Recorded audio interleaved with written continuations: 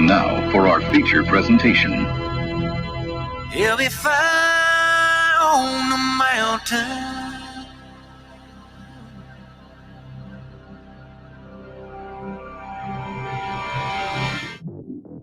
JB and Darren on the JB and Goldwater Show. Line drive right field, base hit. South Carolina wins the College World Series. Watson, touchdown! Hunter Renfrow. He got him, and it's all over. Coastal Carolina rules the roost. They win the championship. And South Carolina has won the national championship. The Citadel baseball team has done it again, but this time the Bulldogs beat one of the top teams in the country. They are giant killers. Get the ball to Bennett. He does.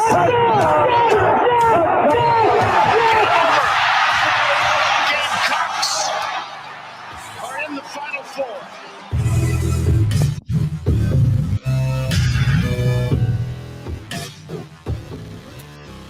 All right, greetings and a good Wednesday afternoon, and welcome aboard the JB and Goldwater Show, very proudly presented by Motley Rice, driven by our friends at Stokes Volkswagen, and live, loud, and online until 2 o'clock this afternoon.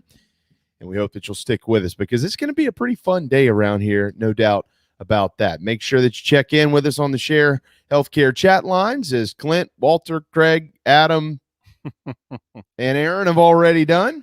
ShareHealthcare.com for more options, user-friendly, and more affordable healthcare. JB and Darren, follow us on social media at JB and Goldwater, individually at Sports Media JB and at Darren Goldwater. The Share Healthcare chat line can also be texted 843-321-8893 if you'd like to do so there.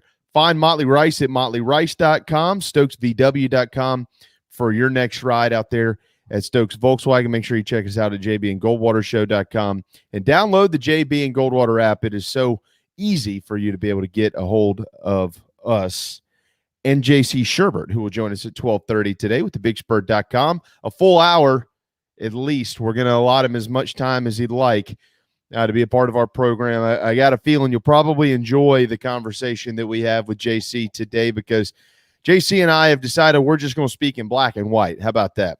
And we're going to try to eliminate any gray area conversations pertaining to Gamecock football as they welcome Vanderbilt to town this weekend at Williams-Brice Stadium. But that's not what we're going to lead off with today. The Braves last night made their way to their second straight National League Championship Series, their 12th overall since being in Atlanta. And it was off the bat of Freddie Freeman in the 8th inning. Nobody better to hit one out of the yard than one of the best hitters and one of the best guys in the big leagues. And it was the first pitch, a slider thrown by Josh Hader, that landed into the left center field bleachers and sent Truist Park into a frenzy. The Braves don't know who they'll play next. That game will, or that opponent will be decided tonight in Game 5 between the Dodgers and the Giants. And we're certainly looking forward to seeing who that will be. Might be a rematch of last year's Dodgers-Braves in NLCS, in which Atlanta, if we all recall, had 3-1 series lead and couldn't quite get over the hump to get back to the World Series for the first time in a long time. But they're hot right now, and Darren, we'll get Cory McCartney in just a moment. Nobody better to talk about the Braves and what's going on than Cory McCartney. But last night, par for the course with this postseason. Obviously energetic for Braves fans, but baseball is just right now, it is peaking. And I hope that people out there who have dismissed this sport have tuned back in, because this is the best time of year for the MLB. I had a different thought going through my head than I think a lot of Braves fans, a lot of other fans thought when Josh Hader came out. I was thinking, oh, I remember this story. I remember being right behind home plate during an 8th inning rally in the 2019 wildcard game when the unhittable lefty for the Brewers came in, and it was a 3-1 lead, and this thing was over. And then it wasn't until Soto ripped one eventually to cap off an 8th inning rally. Nationals win. That was as improbable as what Freddie Freeman did. First time a left-handed hitter has homered off of Hader since September of 2020, and the first home run he's allowed at all since July 28th of this year. Yeah, it's really amazing stats. That last home run that was hit by a lefty, you mentioned September 12th of last year, was Jason Hayward with Chicago. He's never allowed a postseason home run. And again, Darren, it's worthy of being said twice, as you just mentioned. He hadn't even allowed a run, earned, unearned, any type since July 28th. By my count, there's August and September that come before October. That means over 2 months, basically 2.5 months of work for Josh Hader, and nothing has crossed the plate. But one did last night, and it helped in the Brewers season and extend the Braves. And again, as I mentioned at the top, nobody I could think of better to have around here to talk about playoff baseball or baseball in general than Cory McCartney, who I'm sure had a late night digging into all different types of stats and nuggets, and maybe he'll dish some our way today. What's up, man? Hey, how you doing? Well, I think I'm doing about like all Braves fans are, Cory. Fired up to see Atlanta back in the NLCS. And on top of all of that, though, right, the feel good is there because it was Freddie. Mm-hmm. And it was how he did it, off of who he did it against and the moment in which it happened. I mean, this guy deserves everything. We all know that. He's not just one of the great players. He's one of the great guys in the game. You heard last night Austin Riley twice in 2 separate interviews say, this dude's the MVP, and Austin Riley's battling his teammate for the National League MVP, which we'll find out November the 11th. But an incredible scene last night at Truist Park, and they're back in the NLCS. Yeah, I mean, obviously, Freddie Freeman, the defining player, of this generation for the Braves. I mean, I know when you start stacking up who's the best player in baseball, a lot of people are going to have Ronald Acuna Jr., ahead of Freddie Freeman. But you're talking about the reigning MVP, the heartbeat of this team, and for him to come through like he did. I mean, think about his season, right? I mean, he struggles at the beginning of the year. He's got a 195 average in the middle of May up to nearly 150 plate appearances. And he struggles to start this postseason. I mean, he was 1 for 8, 125 average, a 542 OPS going into yesterday. And he comes through with his second career 3-hit postseason game, a double, obviously the go-ahead home run off of the best reliever in baseball. It's going to be a big off season and a big, personal season for Freddie Freeman here as he decides what's next. But what's immediately next is the Braves have a chance to make up for last year when they finished 1 win shy of the World Series, and they're doing so on the back of the most important player in my mind since Chipper Jones left Atlanta. There was an interesting nugget passed along in the broadcast last night, Cory, and we'll get more back into Freddie here in just a minute and pretty much everything else that's happened in Atlanta over the last few months. But what did happen in Atlanta last night hasn't happened in 20 years. They haven't clinched a postseason series inside of their own ballpark since 2001. I guess that just hadn't struck me at all. Time has apparently flown by. So I can only imagine what not just the fans were feeling, but that clubhouse, and knowing that it's been 20 years they've been able to celebrate like that in front of a bunch of people that are pulling for them out there.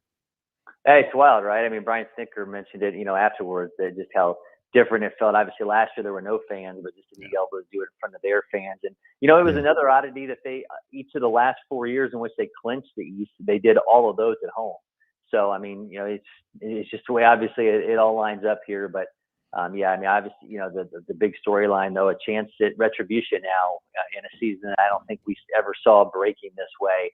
You think about where this team was at, I've talked to you guys about this before, 109 games to get above 500, 119 games before they move into first place in the East, 158 games before they punch a return trip to the postseason. So everything seemingly, was in the Braves' way, obstacle after obstacle this year, lost players, lost key players. But here they are back in the NLCS. Yeah, that's where I was going next. Sorry, so no Acuna, no Ozuna, no Soroka. You get the news about the positive COVID test to Soler yesterday. I'm sure that, was disturbing in the clubhouse, but at the same time, as you just mentioned, Cory, they've been going through this. They've lost star after star. Freddie credited Alex Anthopoulos in the postseason. Postseason. I don't know what's wrong with me today. The post game, some of his post game comments in an interview on TBS for going out and finding guys who were able to play, who fit into the clubhouse. But I say all that to say this. I mean, Freddie's been around a long time. Obviously, he's the leader there, and everybody notes that. But when you lose the stars that surround him, we would anticipate a lot of pressure falling on his shoulders. What do you know about that? Did he ever feel pressure, or did he just go out there and play the game like he's done for 10 years? Well, I don't think he felt the pressure because I don't think he had to. I mean, you think about, you had the second infield in history with all four guys having 25 or more home runs. I mean, so he had a fellow MVP candidate in Austin Riley. So while they go out and they get those outfielders to try to make up for what they lost in Ronald Acuna Jr., they were getting such a high level of play throughout that infield that I don't think he necessarily felt like he had to put everything on his shoulders. I mean, the first 6 weeks of the season, that was Ronald Acuna Jr. carrying this team, and no one else was doing anything. But Freeman had the benefit of all those guys around him producing, hitting long balls, and then obviously you bring in those outfielders. I mean, no outfield hit more home runs in the National League than the Braves did after they made those acquisitions of those four players. So I think he was certainly helped along the way, but none of that to discount him, the moment last night and what he meant for this team in the second half and getting them to this position. Because we've talked about this a lot. It's been a major storyline for this team. It would have been very easy after you lose Acuna, and you look at where you're at in the standings to say, you know what, it's just, we're not in a position where we have to go out and do anything. Let's just ride this thing out and see where it goes and not go all in. And they went all in, and they went all in with Charlie Morton starting Game 4. And here they are back in the NLCS.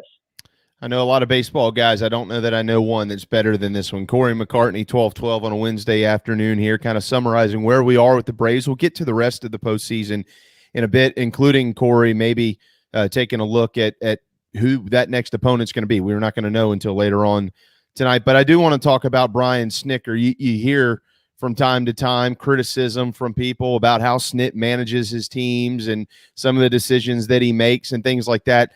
But facts are also facts. They've won the division 4 years in a row, and they're also back in the NLCS once again. Last night, I literally started LOLing, laughing out loud. Does anybody remember that?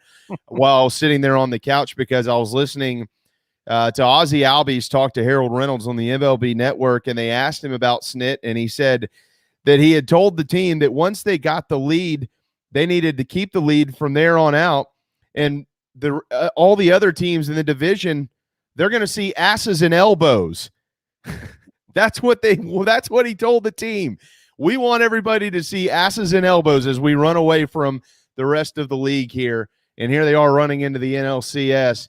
What else can you say about Brian Snitker, who, again, he's had to manage all these issues, the Ozuna stuff, the injuries, and keep this thing together, bringing new guys into the clubhouse has been noted time and time and time again. I think Harold Reynolds put it perfectly last night. He's kind of a father figure to some of these dudes because he knew them when they were just getting into the organization. He can pull Freddie Freeman over and say, now listen here, young man, I've known you since you were in diapers. He can have those type of conversations. What else could be said about Brian Snitker as a manager of this organization right now? Yeah, I mean, that's absolutely right. Having been around this organization for 4 decades, I mean, you played in this organization, you came up as a coach in this organization. I mean, he'll tell you stories about playing, handball with Hank Aaron and whatnot when they were in spring training, when he first started getting into coaching. And I mean, this guy has just been around this organization. And, when he took over in 2016, in May 2016 for Freddie Gonzalez, it almost just felt like, okay, well, this, they're just giving this guy a nod because he's been around for so long. And, he obviously, they performed well under him then. The players completely supported him. They, guys like Freddie Freeman and Nick Markakis really went to bat for him and said, this is the guy we want to play for. I think he's, it's very much in that mold of Bobby Cox, where he's the player's manager. He's the guy that they know that he has their back. And as you mentioned, I mean, a number of these guys, he's been with them since the beginning of their time in the organization. He was the coach and the manager in Gwinnett for years. He was in Danville. He was in Mississippi. he's come up with so many of these guys throughout their careers, and for them all to get to this point together, I think there's just that. There's no question, who he's doing this for, and I think these guys know that he's not doing it for himself. He's doing it for them. And, he wants nothing but for these guys to succeed at this level, and it represents the organization he's been with for 2/3 of his life at this point. So, I mean, it's obviously, a guy that they really believe in. And, I think he just, when we look at what has happened so much in baseball these past few years, guys like Jace Tingler getting that opportunity, having never, managed at that level before, guys like Gabe Kapler, who are so analytical. I think, he's just a throwback, and I hate to just throw that term at him, but that's really what he is. He's a guy who he's taken in the analytics, he's learned how to use them, but he's very much that old school approach to baseball, and is all about relationships and building and fostering and using those relationships as the foundation for everything he does. You're seeing that play out here again. Yeah, there's a piece of Bobby Cox in him, certainly. I love that. I'm an old school guy myself, maybe a little bit younger, but an old school guy when it comes to baseball. And I don't believe in a lot of the things. Darren and I talked about this yesterday. Some of these managers who are, we're going to send a guy out for 2 innings and 3 innings, and then we're going to make a move. I mean, whatever happened to 4 and 5 starters? Just start the dude and let him go pitch and see what happens. You mentioned all that. I don't want to put they got to win 4 more games, and whoever they play is tremendous. I mean, the Giants and the Dodgers have all year been the 2 best teams in the National League. They just so happen to be in the same division, so only one can advance. So obviously their work is so cut out for them in the National League Championship Series. And I don't want to put the cart before the horse here, Cory, but it's okay to have the conversation. I think when I ask this question, is there maybe the feel that something else, there's some other type of juice and mojo working behind the scenes in Atlanta? I mean, you got the legacy of Hank Aaron hanging over the club here with his passing. They were supposed to have an all-star game in their town this year. That got stripped away because of political reasons, which I think most people in Atlanta still think is absolutely absurd. And here they are. They're playing in the National League Championship Series. This was going to be a big year for them anyways, from a national standpoint, honoring Hank and hosting all those all-star activities and all that type of stuff. And now they're the talk of Major League Baseball being back in the NLCS. Have you had those conversations with anybody in the organization? Like, hey, this just might be our year with all of that involved. Well, and I think too, we talked about all that they've overcome, and I think there's just a vibe to this team, and whether it's because of pearls or Guillermo Heredia's foam swords. I mean, whatever you want to bring into it. Hank Aaron. I mean, there's certainly there's just something different about this team this year. But obviously there's a major test lying ahead of them. You think about these 2 teams that are playing tomorrow night for a spot opposite them in the NLCS. I mean, you mentioned it. These are the 2 best teams in the National League, and but this Braves team is just they've just gone through so much. I mean, from the beginning there with the passing of not only Hank Aaron but Phil Niekro, and I mean, it's just on and on. What this team, this organization have gone through, not getting the All-Star game. I will say I can't imagine a worse scenario for Rob Manfred, though. I mean, you've got the Braves, the team that you told you don't want to have the All-Star game in Atlanta, and then you potentially have the Astros, who you said who obviously they had their own issues with, and hunk of metal, all those comments, and it could be an interesting trophy presentation either way if those 2 teams end up playing for the World Series. Is the underdog role a good role for them? Because the postseason storylines, right, have been about these 200-win Goliaths playing out on the West Coast, and you've got Houston and the White Sox as arguably the best teams in the AL, and then you've got the Rays, a 100-win team knocked off by the Red Sox, another national brand. This series was the undercard for the entire postseason, and now you're going to be the Braves they'll be underdogs against whoever comes out of this game 5 tonight with the Dodgers and Giants. Does that suit them? I think it does, but I think, I'm not trying to discount anything whatsoever that the Braves accomplished in getting back to this point, but this Brewers team was nowhere near what they're getting ready to face. I mean, this was a mediocre Brewers offense, and we saw that play itself out during this series. They were 16th in the league in weighted run created plus, 16th in WAR. This was not a good offense. This was not a home run hitting offense. This was one where you had Christian Yelich, a guy who a couple years ago was a 7-WAR player and MVP, and is now a shell of that player. We talked about, I know the South Carolina roots there. Jackie Bradley Jr. was, a disaster of a first season in Milwaukee. Lorenzo Cain wasn't the same player. This was not a juggernaut of a Brewers team. The Braves, frankly, should have won this series. They got some fantastic starting pitching to do so. They will, without question, be an underdog, and I think they relish that role. But things are about to ratchet up. I mean, you went 3-3 against the Giants this season. You're the Braves. You outscored them 23-18. You were 2-4 against the Dodgers. Got outscored in those games 27-23. Max Scherzer looks at the top of his game. We know how deep that Dodgers team is if they're the ones that come out. This is going to feel like the World Series. I think whoever comes out of the National League. No offense to the Astros. No offense, to Boston, but I think this is going to feel like a championship. 12:21 on a Wednesday afternoon. Ryan, you're right. I keep saying tonight. Tomorrow night is the Dodgers Giants Game 5 to finally get that series wrapped up. They decided to go with Jock Peterson in the lineup yesterday. I had kind of mentioned to Darren I would not have done that. He seems to have found a groove and kind of found his role coming off the bench. What did you think about that decision? I think, they were going to do it anyway, and certainly not having Jorge Soler, out there kind of even changed things that much further. I mean, but at the other side of that, Eddie Rosario comes in and gets a 2-run single. They had 6 of their RBIs in this series come off the bench. That's wild. That's tied for the 6th most of any team over a playoff run. It's the 95 Braves had 9 off the bench in that World Series year, and that was across 3 rounds. We're talking about 1 round so far from this Braves team. So they have been ultra productive with these guys coming off the bench. So whether it be Jock Peterson, whether it be Eddie Rosario, they're just right now. Brian Snitker's just pulling all the right levers off that bench. So what are the concerns now, Cory? I mean, we've kind of hinted at some of them thus far. Pitching has been very good for Atlanta, but you mentioned the struggles of the Brewers offensively.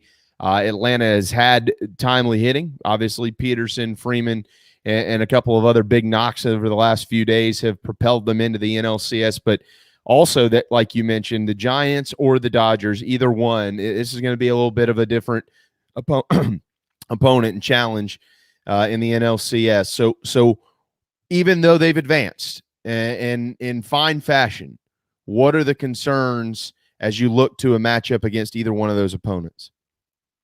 Well, I think there's, if it's the Giants, they're optimistic that Brandon Belt's going to be back for the NLCS. And, that could be a major increase in offensive production for that team. And, the Giants have thrived on hitting more home runs than anyone else this year and allowing fewer home runs than anyone else this year. And on the flip side with the Dodgers, we saw it last night. Mookie Betts did not have a fantastic regular season, but he knows when to turn things up. And obviously, the pitching there is just so deep. They may not have Clayton Kershaw, but they have so many weapons within that pitching staff. So the Braves have hit well historically against these Giants pitchers. I think they would much rather have that matchup. They obviously performed better than against San Francisco than they did against the Dodgers during the regular season. But that we didn't see the Braves have to go really deep into their bullpen in this series because you got some fantastic starting pitching. Obviously, Charlie Morton was the only one of those 3, him and Fried Anderson, that even allowed a run in that series against the Brewers. But, we saw Jesse Chavez a couple times. You saw Tyler Matzik and Luke Jackson in every game. You saw Will Smith 3 times.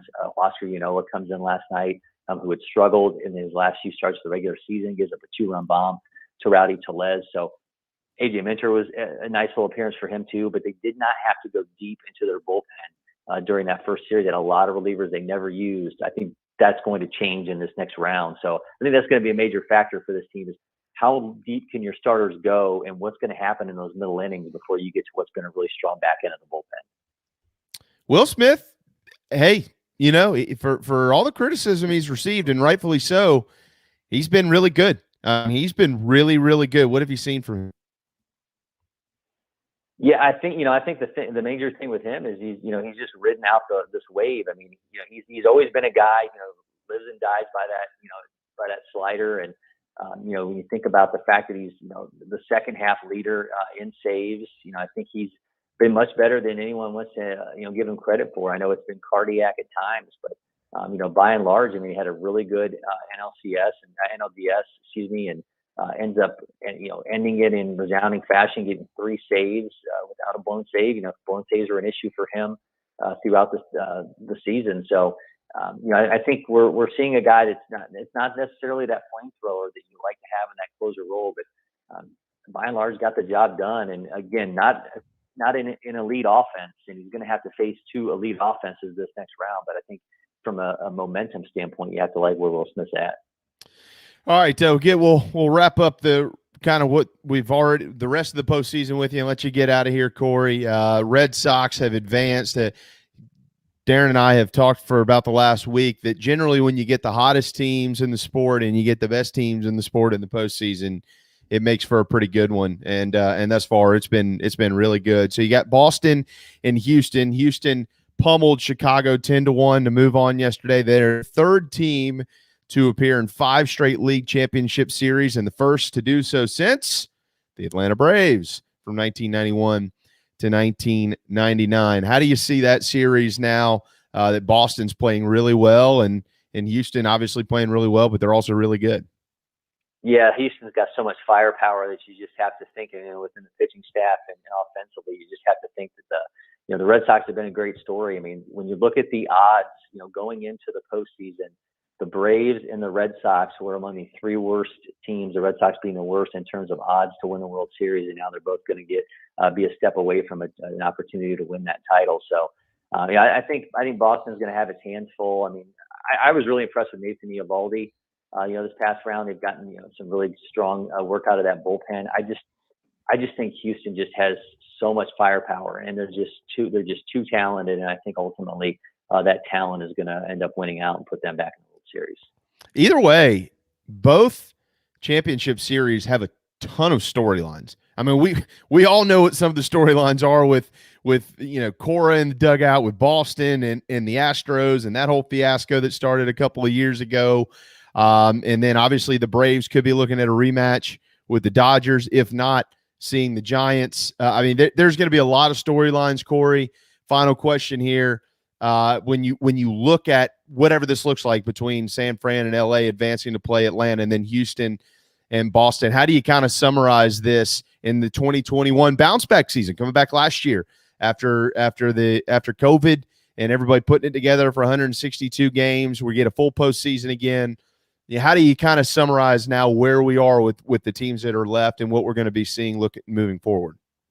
Yeah, I think ultimately we're getting a lot of the teams that you expected to see here. Despite the Braves going through all that they went through, they had the third best odds in the National League of making it to the World Series behind the Dodgers and the Padres. Certainly, the Dodgers, I mentioned them. The Giants, obviously a major surprise, but Houston was among the preseason powers in the AL. They're back for a 5th straight time into the ALCS. So as much as we're getting some great stories, like the Braves bounce back and the Red Sox and the surprising run after a down year from them, the Giants, coming out of almost literally nowhere to have the best record in the National League. We're not that far off from a Dodgers Astros situation where the 2 teams that have really defined baseball for the better part of the last 7-8 years potentially facing off. So been some great storylines, but it's hard to discount that we might end up seeing these powers clashing for a championship. Yeah, but we won't. It's going to be Boston and Atlanta in the World Series. Cory, I've already called that. And I told you 2 weeks ago, nobody has been willing to listen to me. But the last time the Braves won 4 straight division titles, they also won the World Series, which was in 1995. So I'm just saying. There was a strike-shortened season in between there, though. So I guess if you want to even further, there was a shortened season last year, too. So that's right. Maybe that further drives it home. You see? Okay, I got it. So all you need are 4 straight division titles, a strike-shortened season, or some oddly weird shortened season to put it all together. You're perfect. That could happen, any given 5-year stretch. I'm telling you. This is I'm just telling you. Y'all come back, talk to me in a week. Let's see who's right about this. Cory, I'm not going to rain on your excitement parade today. Look, hey, y'all traded all y'all's players off, man. Yeah, we did, and they're going to win it with the Dodgers. Yeah, no. TalkingChop.com, I've got a feeling is happening right now. Actually, I know it is because I looked at it just a little while ago. For all of those who want much more on the Atlanta Braves and their run in the postseason, and pretty much anything you could dream of as it pertains to baseball, it's TalkingChop.com. Cory is front and center there. He was front and center with us today, and we really certainly appreciate that. I know I texted you late last night. Thank you so much. And can't wait to talk. We're going to talk next week, and by that time, maybe the Braves are already 2-0 in the NLCS. All right. Appreciate it, guys. Thanks, brother. There you go. Cory McCartney over there in hot Atlanta, Georgia. And that pertains to the team, not the weather. Braves into the NLCS. All right, Mr. Washington, former Redskin Capitals national guy. Yeah. With your shirt on today, trying to be a rebel and rain on the parade. Nah, it ain't going to happen. I'm not raining on your parade today. There's too much excitement. I'm not going to go down that road. I can wait till Sunday. Good. Oh, thank you. You're welcome. We certainly appreciate that. Let me get through the work week. All right, got to hit a timeout. When we return, JC Shurburtt with the BigSpur.com pops in. Marcus Satterfield is meeting with the media. He has been asked about the play, the Birch play, the call, whatever you want to call it, on Saturday, and we'll get into his response and much more right here on the JB and Goldwater Show, very proudly presented by Motley Rice.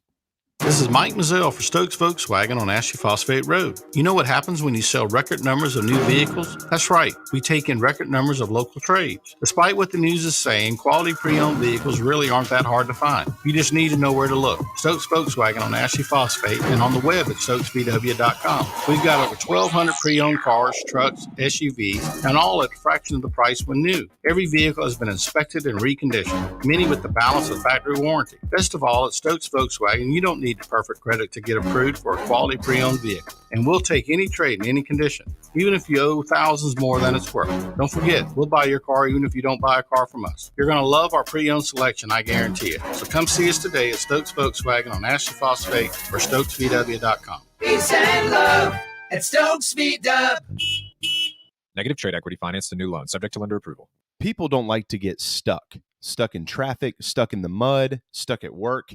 And two others you probably don't think much about, stuck with a big medical bill or stuck with a healthcare program that doesn't fit who you are. Experience true medical freedom with Share Healthcare.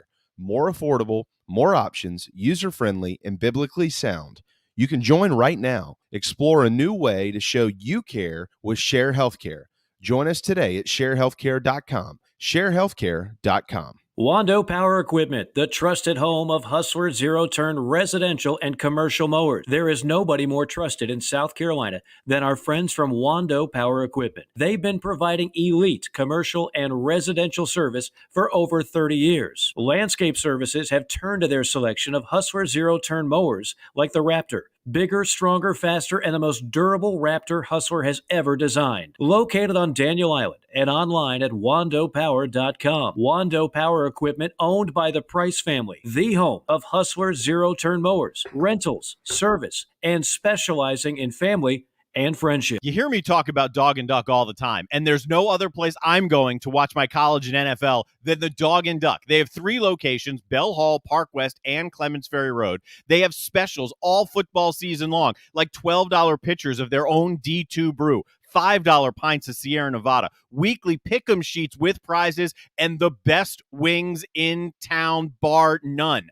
For all your football, college, and NFL, the Dog and Duck, Clements Ferry Road, Bell Hall, and Park West. Motley Rice LLC is a law firm with international reach, but it hasn't lost its Carolina roots. The Motley Rice team fights every day for people harmed by products including asbestos and talc exposure, medical drugs and devices, and also catastrophic injuries and auto recalls, including dangerous Takata airbags. Motley Rice is headquartered in Mount Pleasant at 28 Bridgeside Boulevard. Visit motleyrice.com. Thank you, Motley Rice, for supporting the JB and Goldwater Show and the Big Gamecock Preview Show. Your online radio, the new online radio that makes you happy. I got honey beating on my screen door. I got a little buzz in my head. So know it, baby. You know it. Cause we come from a long line of sinners like me. La-di-da, la-di-da, la-di-da. And you were listening to the JB and Goldwater Show, live, loud, and online. Don't cry for me when I'm gone. Just put a quarter in my jukebox and sing me back home. And tell more I just read your note to us, JC. You do what you need to do, man. Yeah. It won't be a bathroom break. We'll just make sure everybody knows that. I tried to time it up, and he started jumping up because he's in his area, and we have the big dog in the other area. And the big dog was outside, and I had to time it, and it was like 12:27, and I was like, oh my God. So he's still out there barking at blackbirds, and he'll get tired of that here in a second. I have to come let him in, or he'll start barking. So okay, I get up abruptly. I'm getting Red back in, and I'm giving him a bacon treat so he doesn't bark. So the whole work from home thing. I mean, it's a whole new world when you got all different distractions. I love it, and I think it makes it's part of what makes our segment here charming, so to speak. And Red sometimes is on the podcast, and one time he's drinking the turtle water, and the turtle snapped at him a little bit. And I had to correct that real time. And did I edit it out? No. No, that's not it. Not at all. So. You two imbeciles are the only folk know that allow your pets in the room. Darren does it. You do it. Mine? No. This downstairs, is where boys and girls. Though. This is where you can't let them downstairs because they love to poop. You know how they find a spot to poop? Like we have a gate, because there's a downstairs basement area. One day it's going to be a man cave for me, but it's not right now. So I'm banished to the dining room / office. And if you let them downstairs, they're just, it's time to go poop. And then you got a mess to clean up on the carpet. So. Well, it reminds me of South Carolina's offense, JC. Gamecocks have Vanderbilt coming up this weekend, and they are praying for win number 4 against the lowly Commodores. Let me go ahead and start this. I told everybody we're going to speak in black and white today. It's not going to be a bunch of gray area. Anybody that's a member of the BigSpur.com has clearly seen your comments over the last few days. I did see a post on there that referenced me as well, and the fact that you and myself and a couple of others who I appreciate people trusting we've been a little bit more outspoken this week. So we're going to be outspoken today over the next hour here with South Carolina football. Marcus Satterfield meeting with the media today. I want to make something really clear before we go down this road, though. Okay. I don't have a personal vendetta against Marcus Satterfield. I like him. I think he's a really smart guy, and the people that know him say he's a really, really smart guy. He's forgotten more football than I know, so he deserves some credit. And you know what else he deserves some credit for, JC? He comes out every week. He meets with the media. He's pretty honest about things, and today he was pretty honest as well. So I got to give him credit for that. But when you're honest, you say things that we all get to fuss and discuss, and we're going to do that right now. The first question today was asked about the Jordan Birch play, which was, in my opinion, the second dumbest play of the afternoon. The first dumbest was bringing Joyner in, just run the football in, right? But the second dumbest play is what he was asked about right off the rip, and he said, quote, "I wish I'd have just gotten it out of my head. If I had do-overs, I would have run it in." Well, you don't get do-overs when you call plays. And this goes back to something, JC, as I turn it back over to you. I'll save the next quote for a little bit further down the road here. You don't get do-overs generally unless there's a penalty, and there wasn't one. So, yeah, you can't have that. You got to have a feel for what's going on out there. Nobody had a feel. Shane Beamer let it happen too, so he's to blame in a lot of this as well. The people wouldn't be as upset, JC, about the idiotic calls on the goal line if you hadn't watched idiotic calls for the last 5 games before that.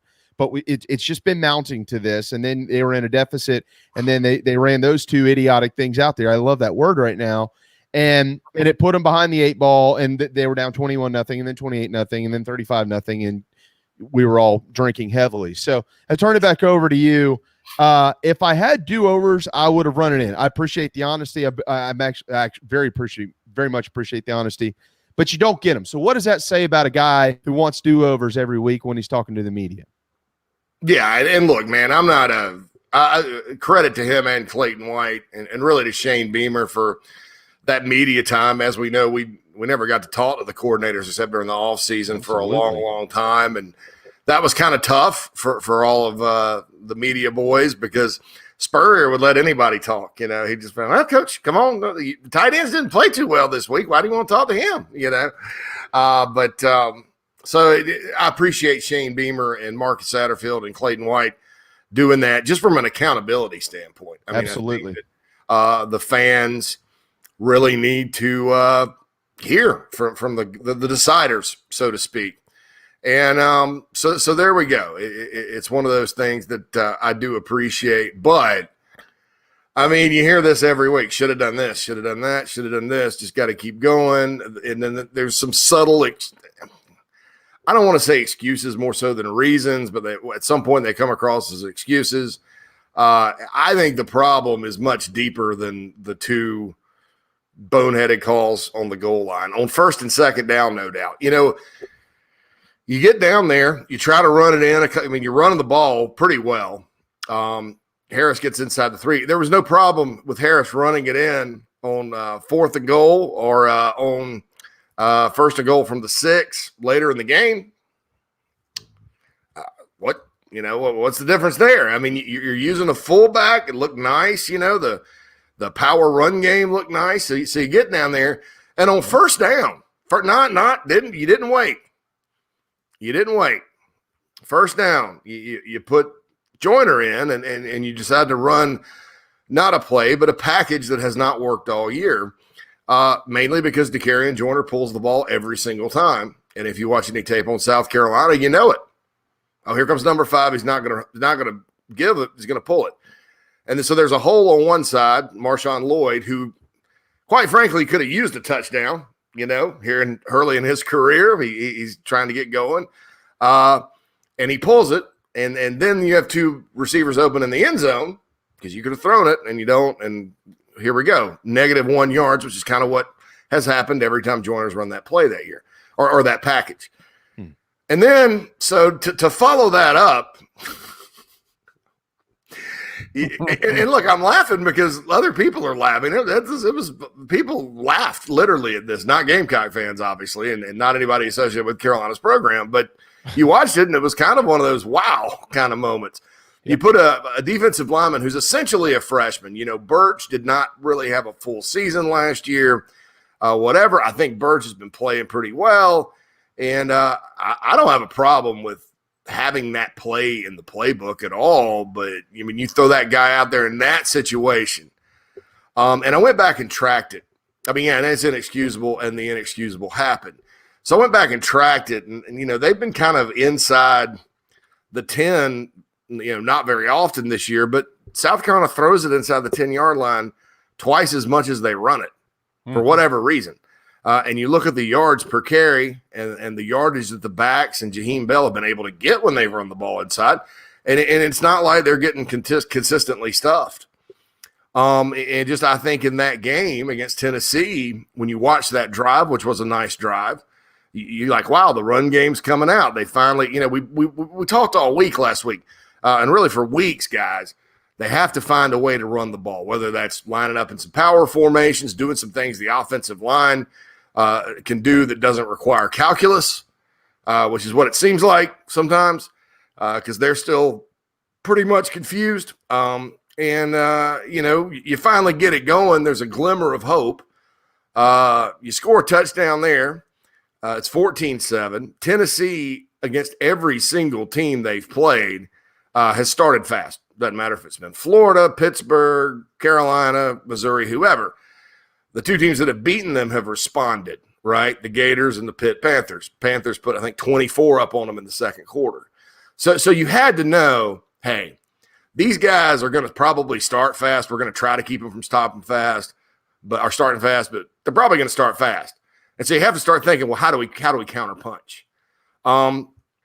You go back to one of the first 2 drives too. You know, you line up, you got Lloyd in there. Lloyd has one of his best runs of the year for 9 yards on 2nd and 1. Then you just throw.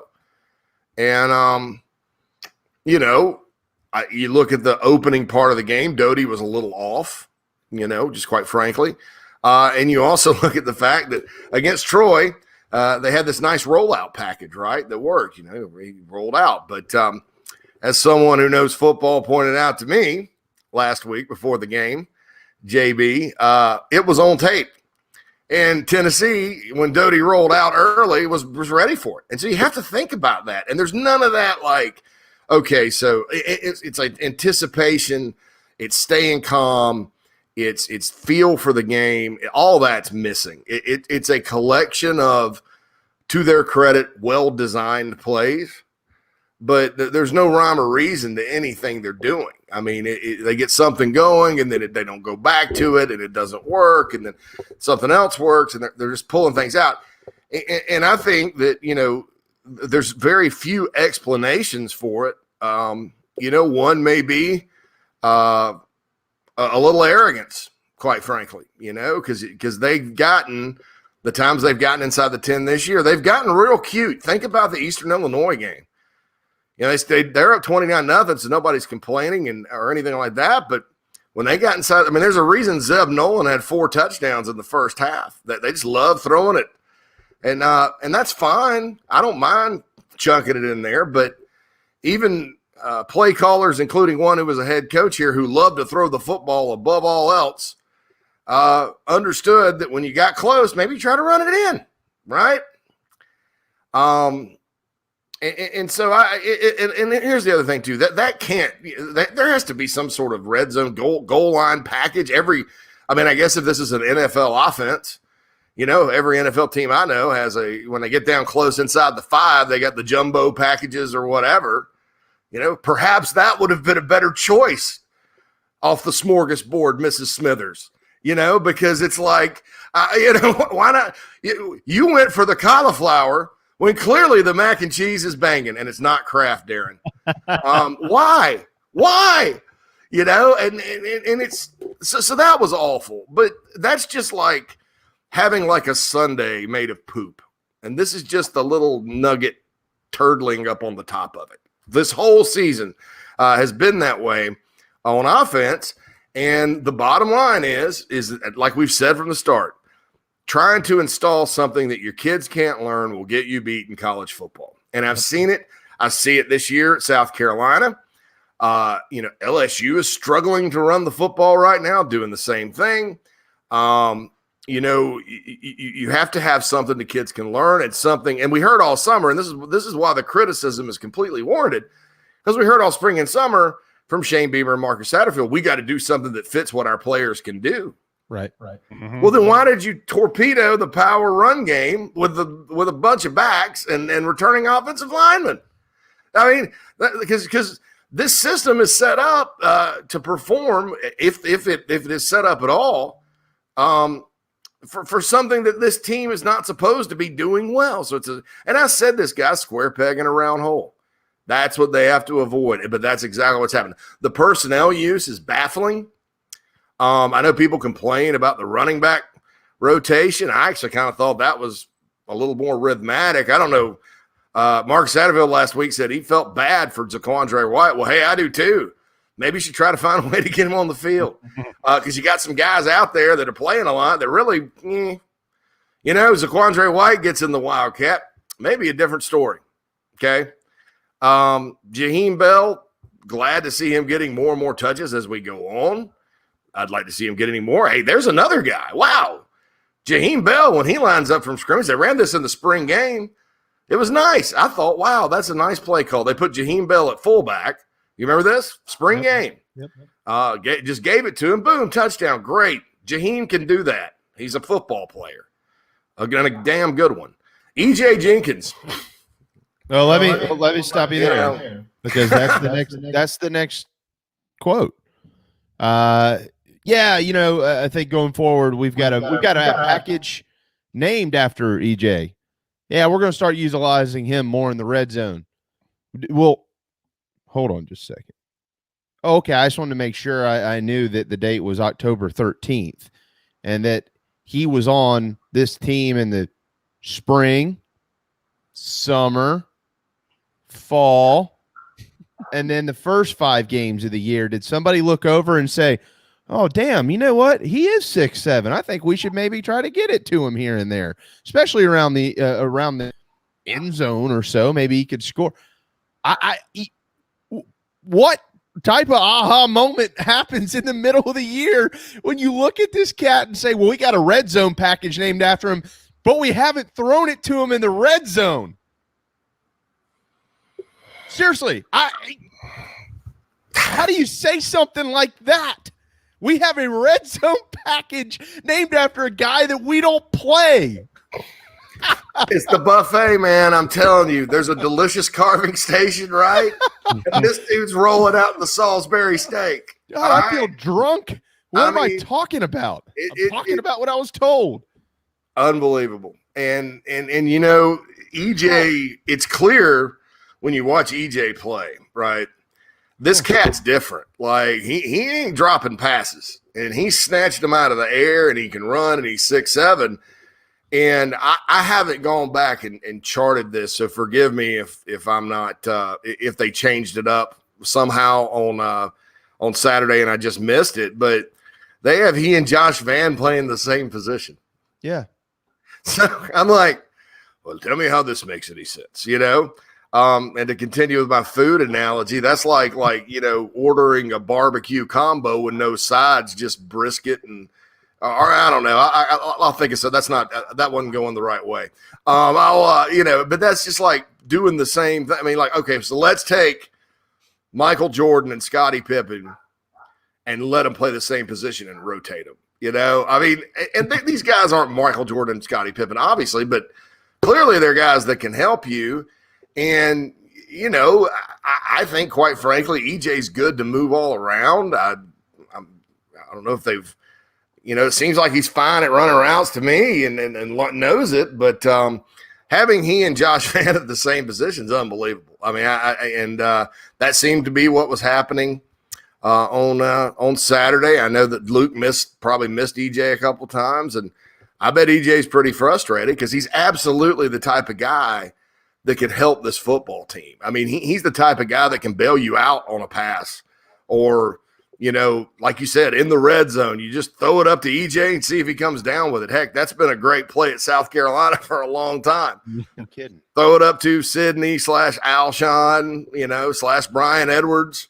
Well, let me ask you this to get a little bit more specific. I think that last week on our program, I'm pretty sure Keith, when he was on, referenced it. I know I've referenced it.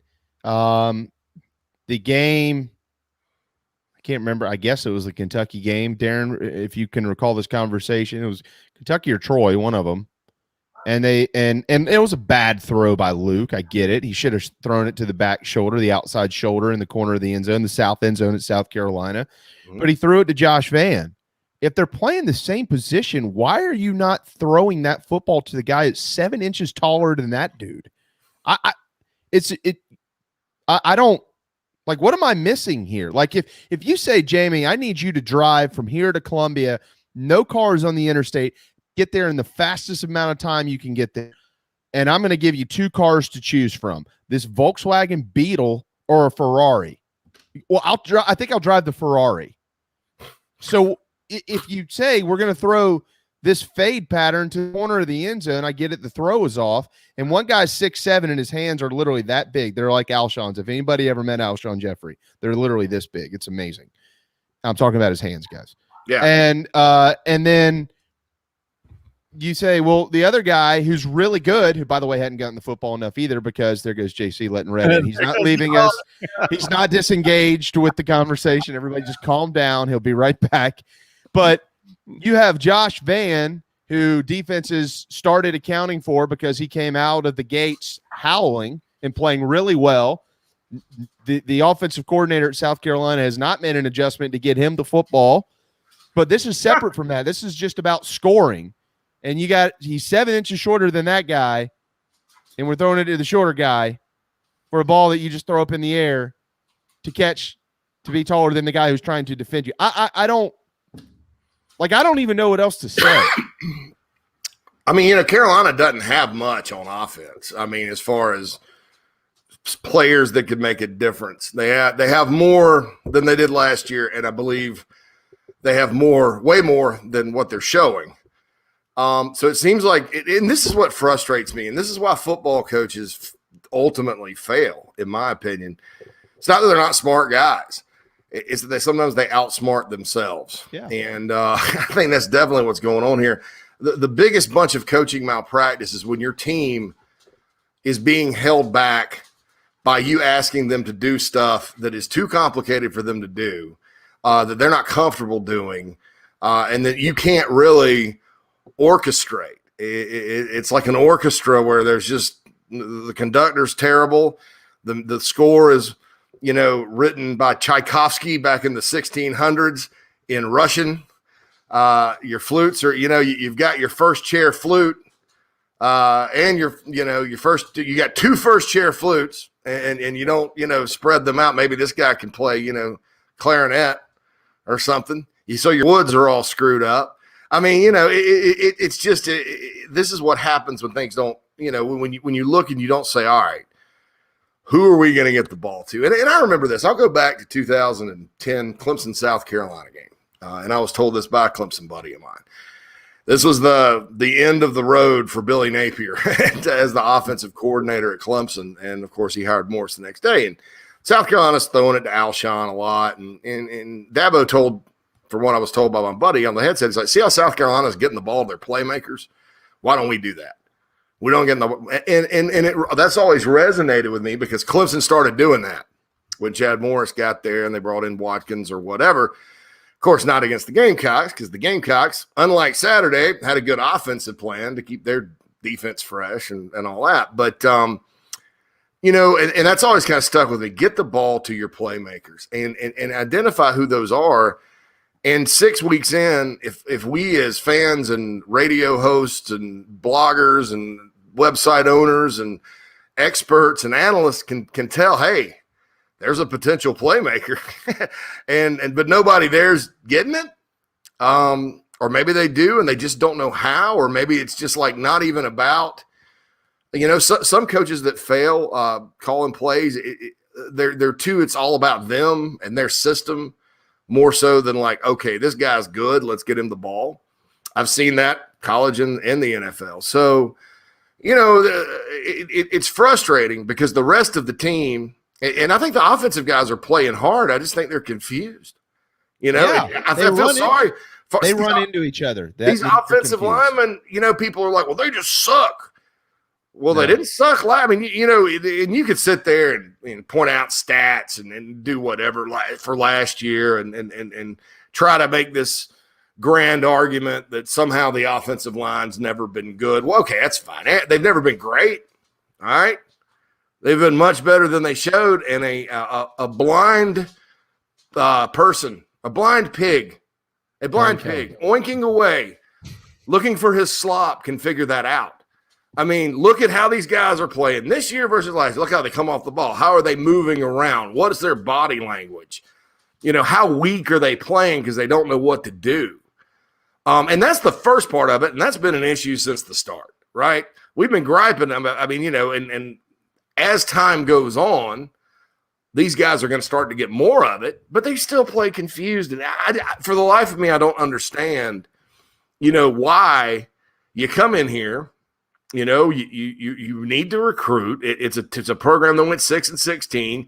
You have a golden opportunity to be a coordinator again, right? The golden, right?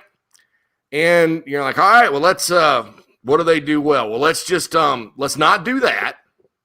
Or let's make that so complicated you can't do it anymore. And then we'll just get like really crazy with trick plays. I mean, what kind of plan is that?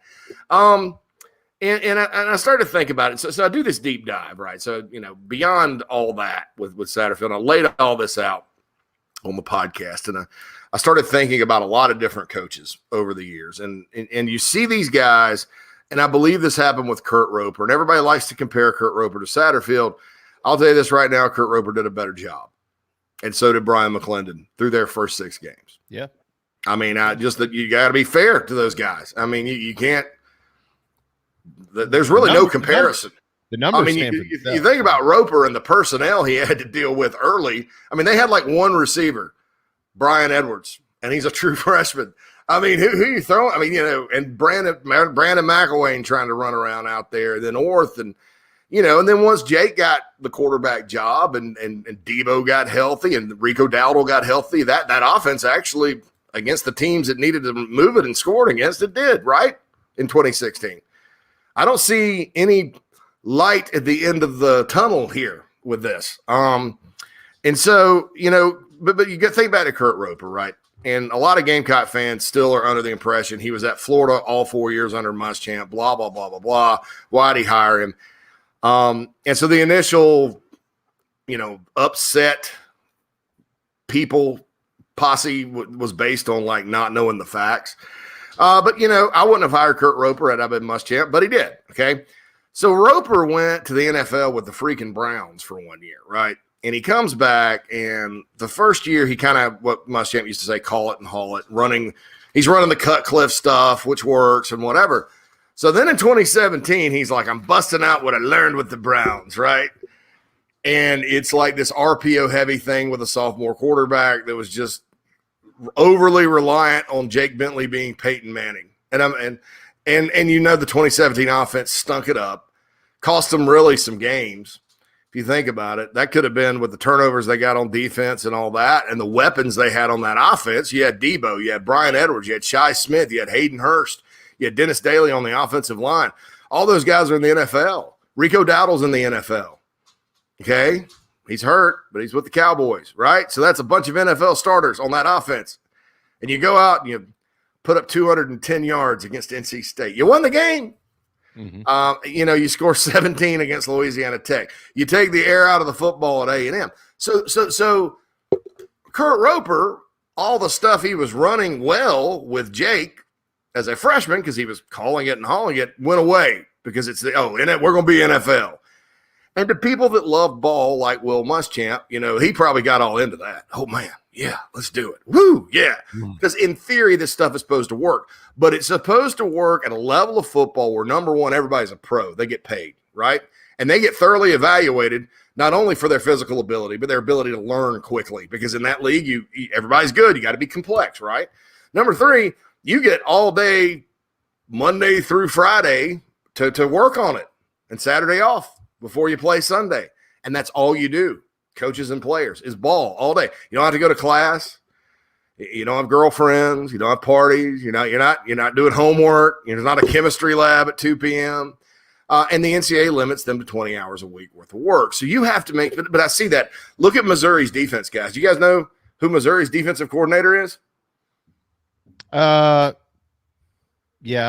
but I can't.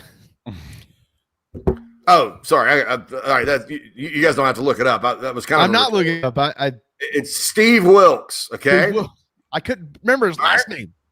Steve Wilkes, right? I kept wanting to say Dell Wilkes, but I knew it wasn't. Trooper Dell. No, Dell Trooper Dell.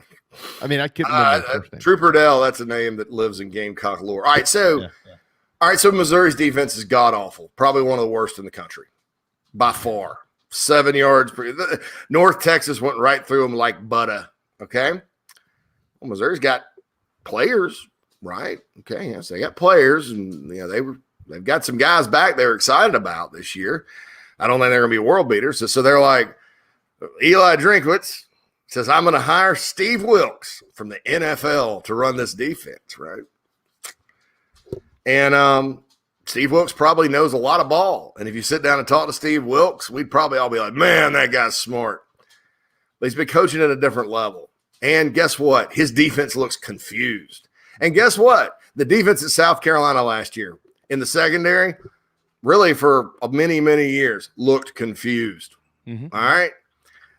And that's what this offense does. And for the life of me, I refuse to believe that Shane Beamer or anybody that, was talking about this before they hired this guy or him himself said, I'm just going to bring the Panthers playbook with me, all the terminology, and it's going to be super complicated, all right?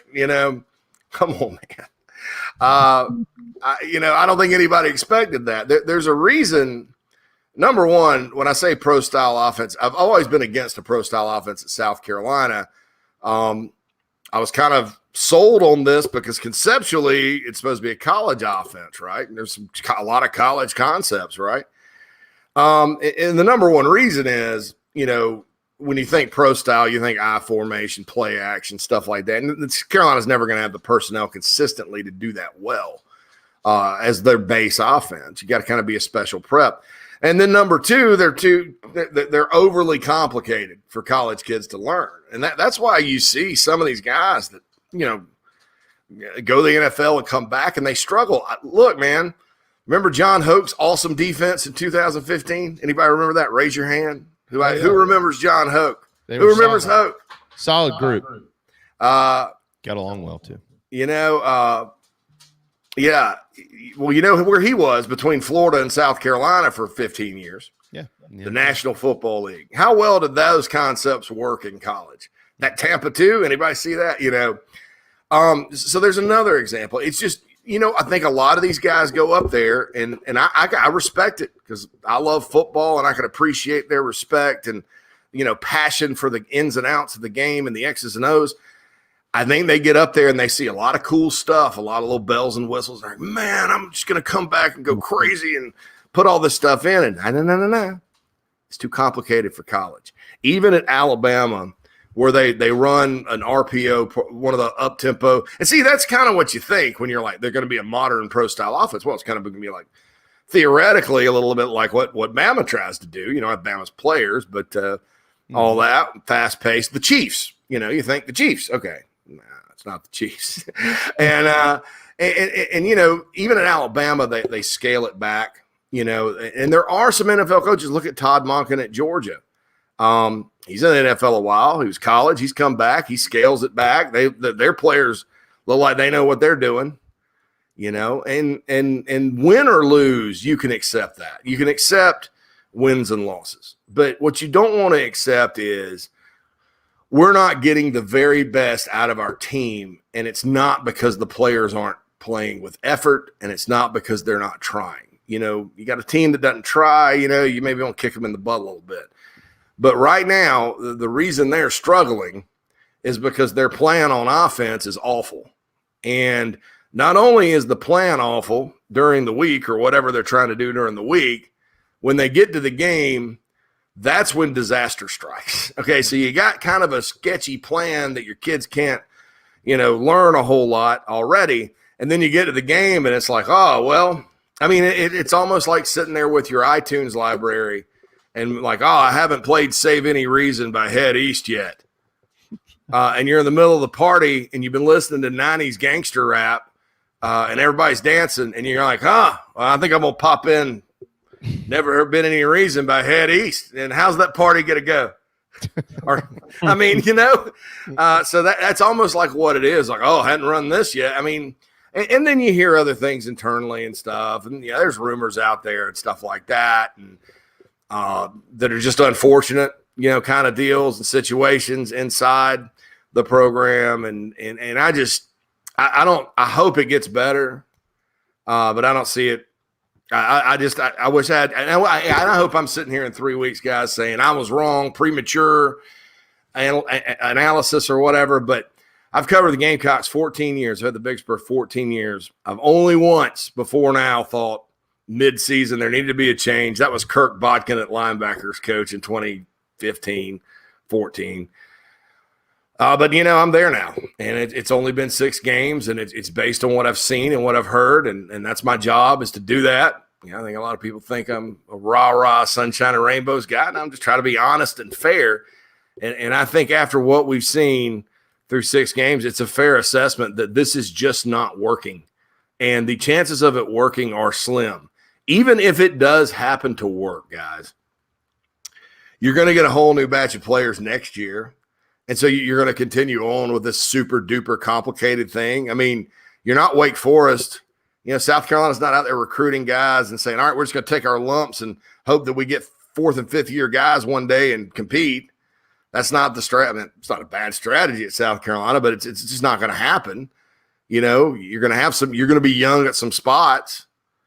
You have some transfers. So it's just going to be a catch-22 unless they, completely revamp everything. And then even if you do that, you still have the game day in-game play calling issue, which, you either have that or you don't. I've seen guys evolve over the years and change their systems. And, Dan Werner, for example, much better play caller when he opened it up when he was at Ole Miss than he was Ole Miss the first time, or Miami trying to do pro-style stuff. I've seen Noel Mazzoni evolve and some of the greats from veterans from around the SEC, Mike Bobo as well. But, those guys always kind of showed a good feel. And I just hadn't seen any of that. And if you go back to the Temple tape, nothing egregious stood out to me as far as the play calling up there. They were a defensive team and they moved it well enough. But there really wasn't, it really wasn't something that just blows you away. And so, there's all kinds of multifaceted problems. On top of all that, you got a young quarterback in Luke Doty that's, struggling at times, which is to be expected from a young quarterback.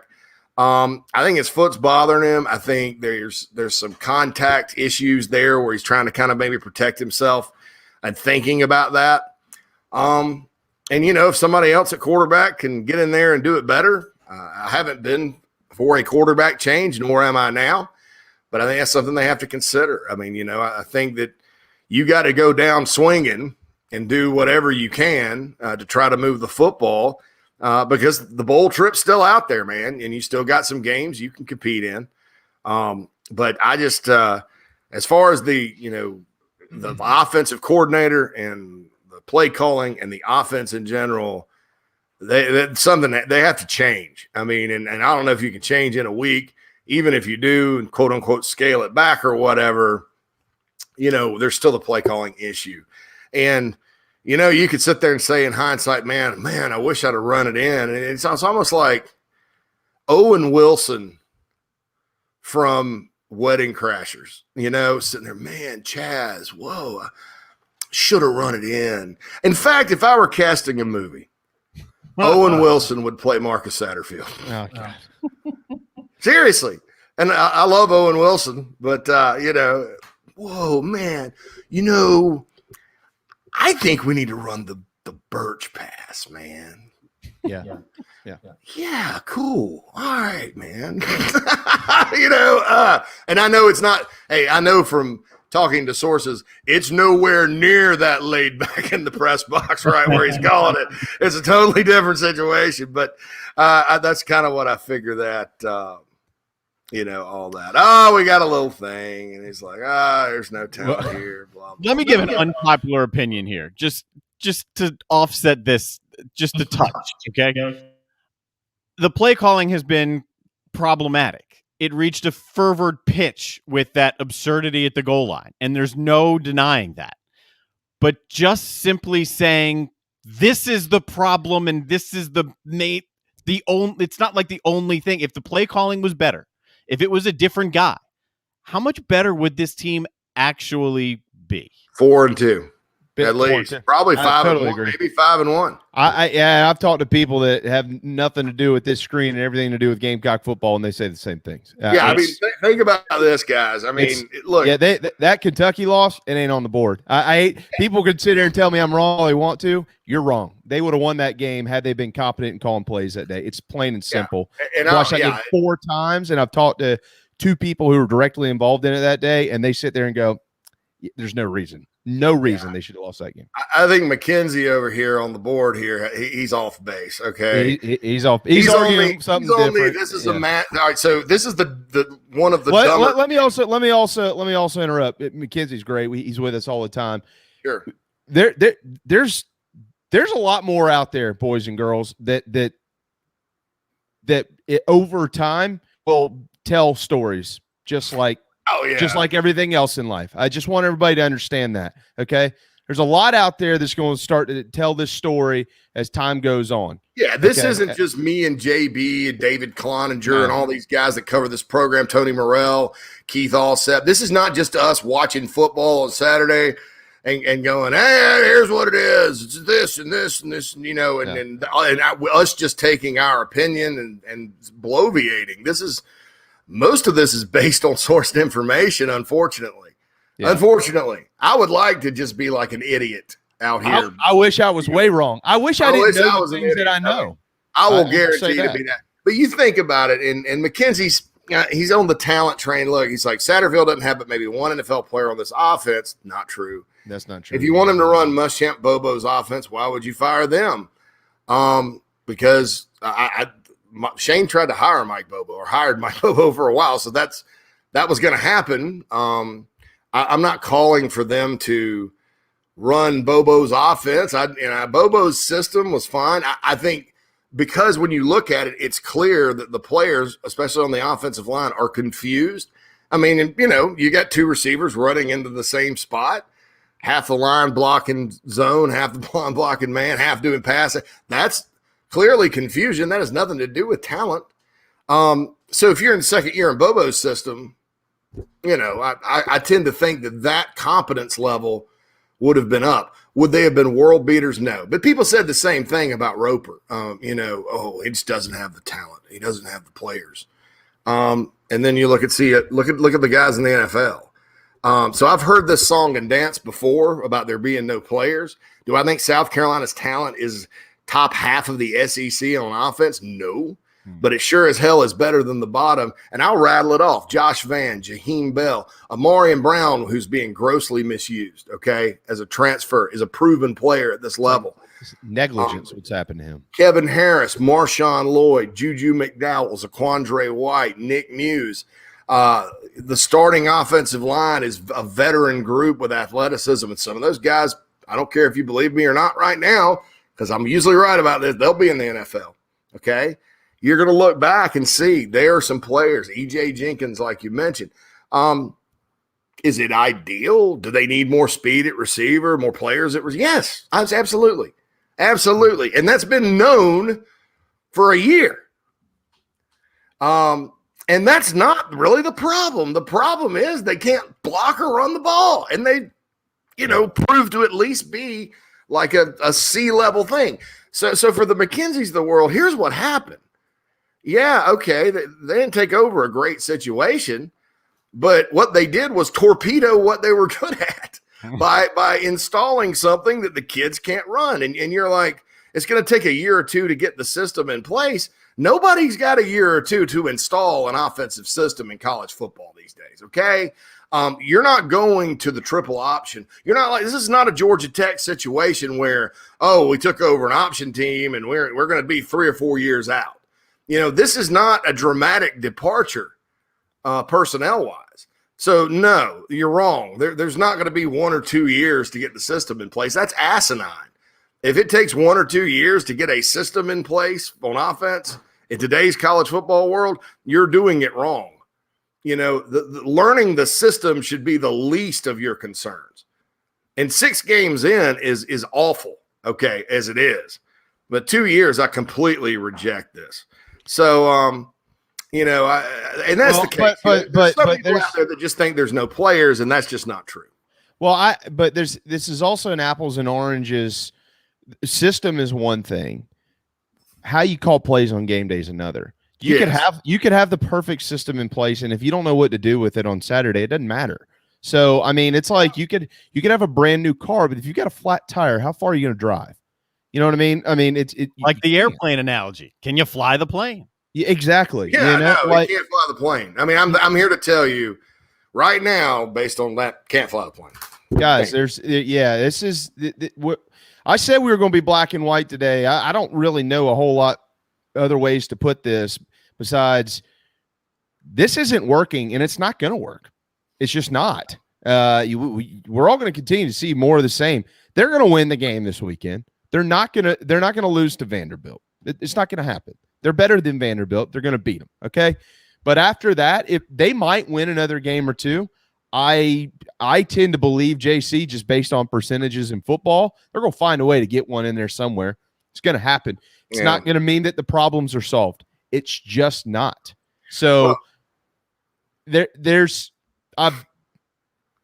stay tuned. What would be the best game? What would be the best possible scenario for the Gamecocks in year one of the Shane Beamer era when you're sitting there in the offseason? What would be the one thing if a genie came and said, "I shall grant you one Gamecock football wish this season, good sir"? It's You're right. You're right. You got one wish. I want to win. I want to win it all. If there's a championship, I want to win. Well, no. I mean, I thought you're referencing per game. What game would you like to win? It's Clemson. That's you're where I was messing going. up my genie analogy. That's where I was going. It's Clemson. You're Well, 5-6. You got Clemson at home. You upset the Tigers, and you go to a bowl game at 6-6. You're a hero. My Clemson buddies are laughing. Yeah, and not for the reasons they normally laugh. They're laughing. They're like, "Man, y'all could win the game this year, but y'all ain't got an offensive coordinator." I mean, right. And it's because Clemson's got injuries. They're super talented. They're struggling. I tend to think you're going to see them score more and more as the year goes on. But there are issues at Clemson right now that are only going to be solved through recruiting. Okay, just with that team, and you could talk to. I'm not trashing Clemson fans. I know we got some folks out there and all that good stuff, but but there would have been a chance, and it's in Columbia. It's the best chance they've had in a long time. Yeah, and they're going to blow it. So, Mackenzie, people in Vegas put the San Francisco Giants at 70 wins this year, and they've won 107. They're not always right, but they're not. Everybody thinks they are. For the Vegas crowd. You're also wrong for that comment though. When we did the whole thing before the year, I said 4. I was like, look, because you don't know what's going to happen. There are a lot of variables. There's a lot of validity to that. Does Vegas miss?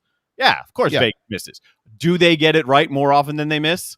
Far more often than they miss. So there's a lot of validity to that. Yeah, but again, it's apples and oranges. That was, I think you would agree, Darren, that guys like JC and Wes and, I'm going to kind of throw myself in this group here. I think JC can back that up.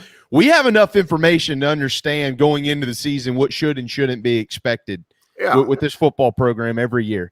And guys like, when I say guys like you, I'm not saying that bad. Don't misunderstand. I'm saying just in general, everybody else, I used to be on the outside looking in.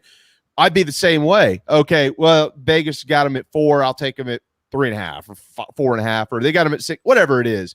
But I felt like, and I agree, and I maybe JC agrees. I think he probably does. And I could pull a handful of people into this conversation.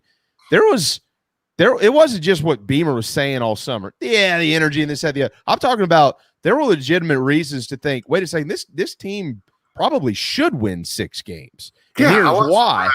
And the one thing that's held them back is play calling. It's not the talent. The talent is serviceable on offense. They've improved defensively. Special teams is I think as good as you could probably get or ask for. But the talent is at least serviceable on offense. And what we hear, and I disagree with what our good buddy Mike Morgan said yesterday. I disagree with Mike, where he says, yeah, they're just not talented enough. That's not true. It's not. And that's where I'm taking this. We skipped over a commercial break, and that's where I'm kind of going with this next. My fear, and I saw it on your boards yesterday, JC, and I think there's a lot of people actually who are in a pretty good headspace about some of this. Yeah, I'm actually proud of my message board. Yeah, I mean, there's definitely we got to jump off the bridgers out there, and there's always going to be that. But I think there's a lot of people who are in a pretty good headspace. But here's my fear, and this has nothing to do with betting odds and how long Shane Beamer is going to be here and this, that, and the other. This has everything to do with the players. All right, and let me give a few examples, and then I'll toss this back over to you, JC. And Darren, I want to lump you into this because as a neutral observer, I think this is something that this is a conversation you'll, I think, really want to be a part of here. All right. The run game. That's what, if you're a fan, right? If you're a fan, That's what you if you knew anything about the offense, you knew the run game was going to be good. Okay. Yeah. I'm having conversations throughout the summer with people on the field who are like, yeah, this offensive line is the strength of the team. Okay. And they're the weakness of the team. And I put all this with JC in the basket of play calling. There's one example. Okay. But Kevin Harris led the league in rushing last year, got banged up, slow to start. All right, let's stay in the running game. Zaquandre White leads the team out there in the first game of the year. He didn't do anything to not earn playing time in that game. Eastern Illinois sucks. I get that. But if anything, he did enough to keep his rear end on the field, and he ain't playing. EJ Jenkins, a guy who had proved himself. I get it. They said he needed to get better Monday through Friday. There's some conflicting information on that, by the way. But that's what they said. Wasn't playing. Jaheim Bell, wasn't playing enough. Josh Vann comes out, lighten it up. They adjust to him. Guess what? Can't get him the ball. Kevin Harris this past weekend going back to dumb play 1 and dumb play 2 on the goal line. You mean to tell me that you trust a couple of trick plays over the guy that led the league in rushing last year? This all comes back to one word, and I just said it. Trust. Trust. Do the players trust the guy that's putting him in the positions he's putting them or not playing them on Saturday? And do the coaches that are coaching with that guy, I'm not talking about Shane Beamer, even though Shane's in charge of all of this. Shane's going to be here. Everybody get that out of their heads. Anybody, if it doesn't work in 2 years or 3 years, you need to wash that down the drain, guys. He's going to be here a while, okay? I'm talking about the guy that's in charge of the offense. The coaches and the players, do they trust him? Because if they don't, all the toxicity that you exuded from that building over the last 9 months, guess what? It's not going to take back over it, but it's going to creep in like a plague. And that's when you are in danger zone with a new head coach, with an old head coach, with any head coach. You're in danger zone when that crap comes back in. So if there's one cancer, and I'm not saying this is nothing personal, but if there's a cancer, and that cancer is due to trust, the players don't trust him, and the guys that are coaching for him and with him don't trust him, then you have a big problem, and you need to extinguish that fire as quickly as you can. I'll turn it back over to both of you and let you talk about that. I agree. I'm of the Jeremy Foley school of what must be done eventually must be done immediately. That's my thing. But I've had to fire some people in my career. Haven't had to fire anybody in a while. Hale, Little, you're on notice, guys. No, I'm just kidding. I'm joking with those guys. But I've had to fire people. I've had to fire people I liked a whole lot on a personal level, and that's just leadership. That's anything that. Anytime you're the head of an organization, that's what happens. But that's my opinion there. As far as Shane and his decision, I think the one thing he does have to look out for with building the program and all that is there will be a new president and a new athletic director at some point during his tenure. Now, it may not be soon. The president's probably coming soon, but all that good stuff. But, so if you're Beamer, you're not going to have as much time here as your dad did at Virginia Tech.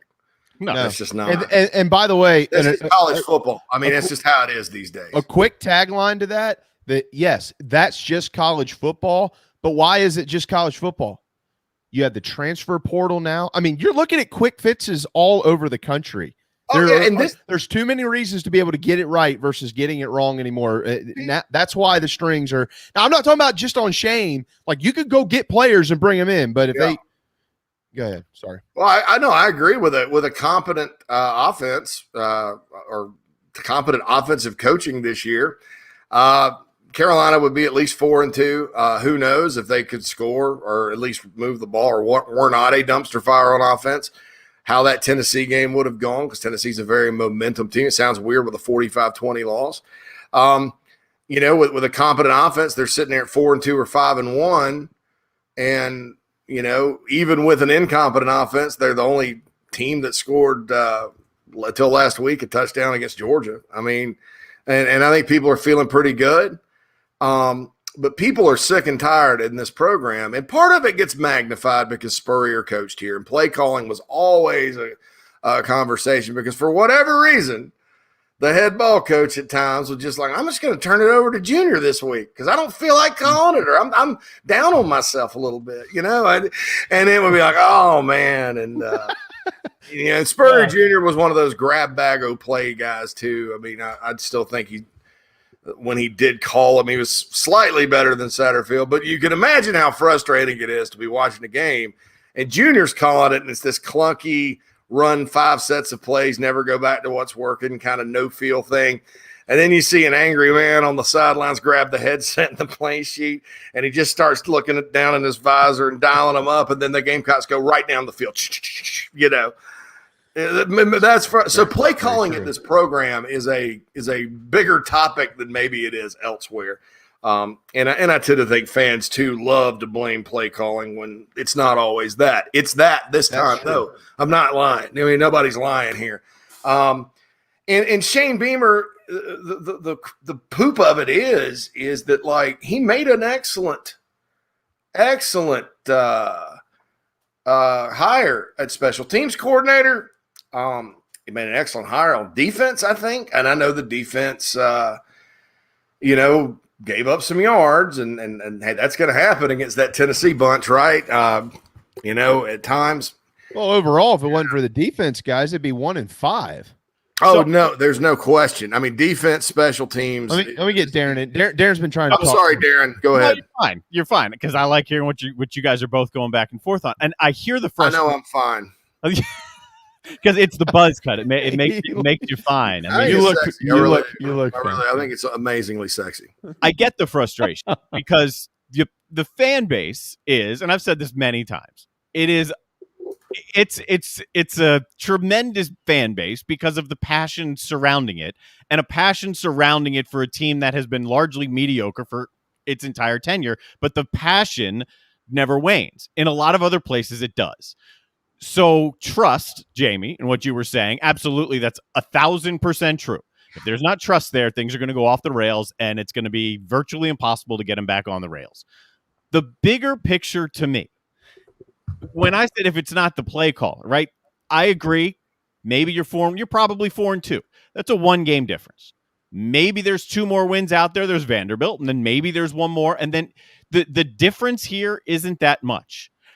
You don't know about the playmakers that we're hearing about because you really haven't seen them execute and perform that much on the field at this level, other than Kevin Harris. And you saw early flashes from Josh Vann. Then you've got other guys who have the size. They have the attributes. They've played well in practice. They've played well in the offseason. Yeah. You haven't seen it actually evolve on the field. And I don't know how much of that is play calling. And I don't know how much of that is them.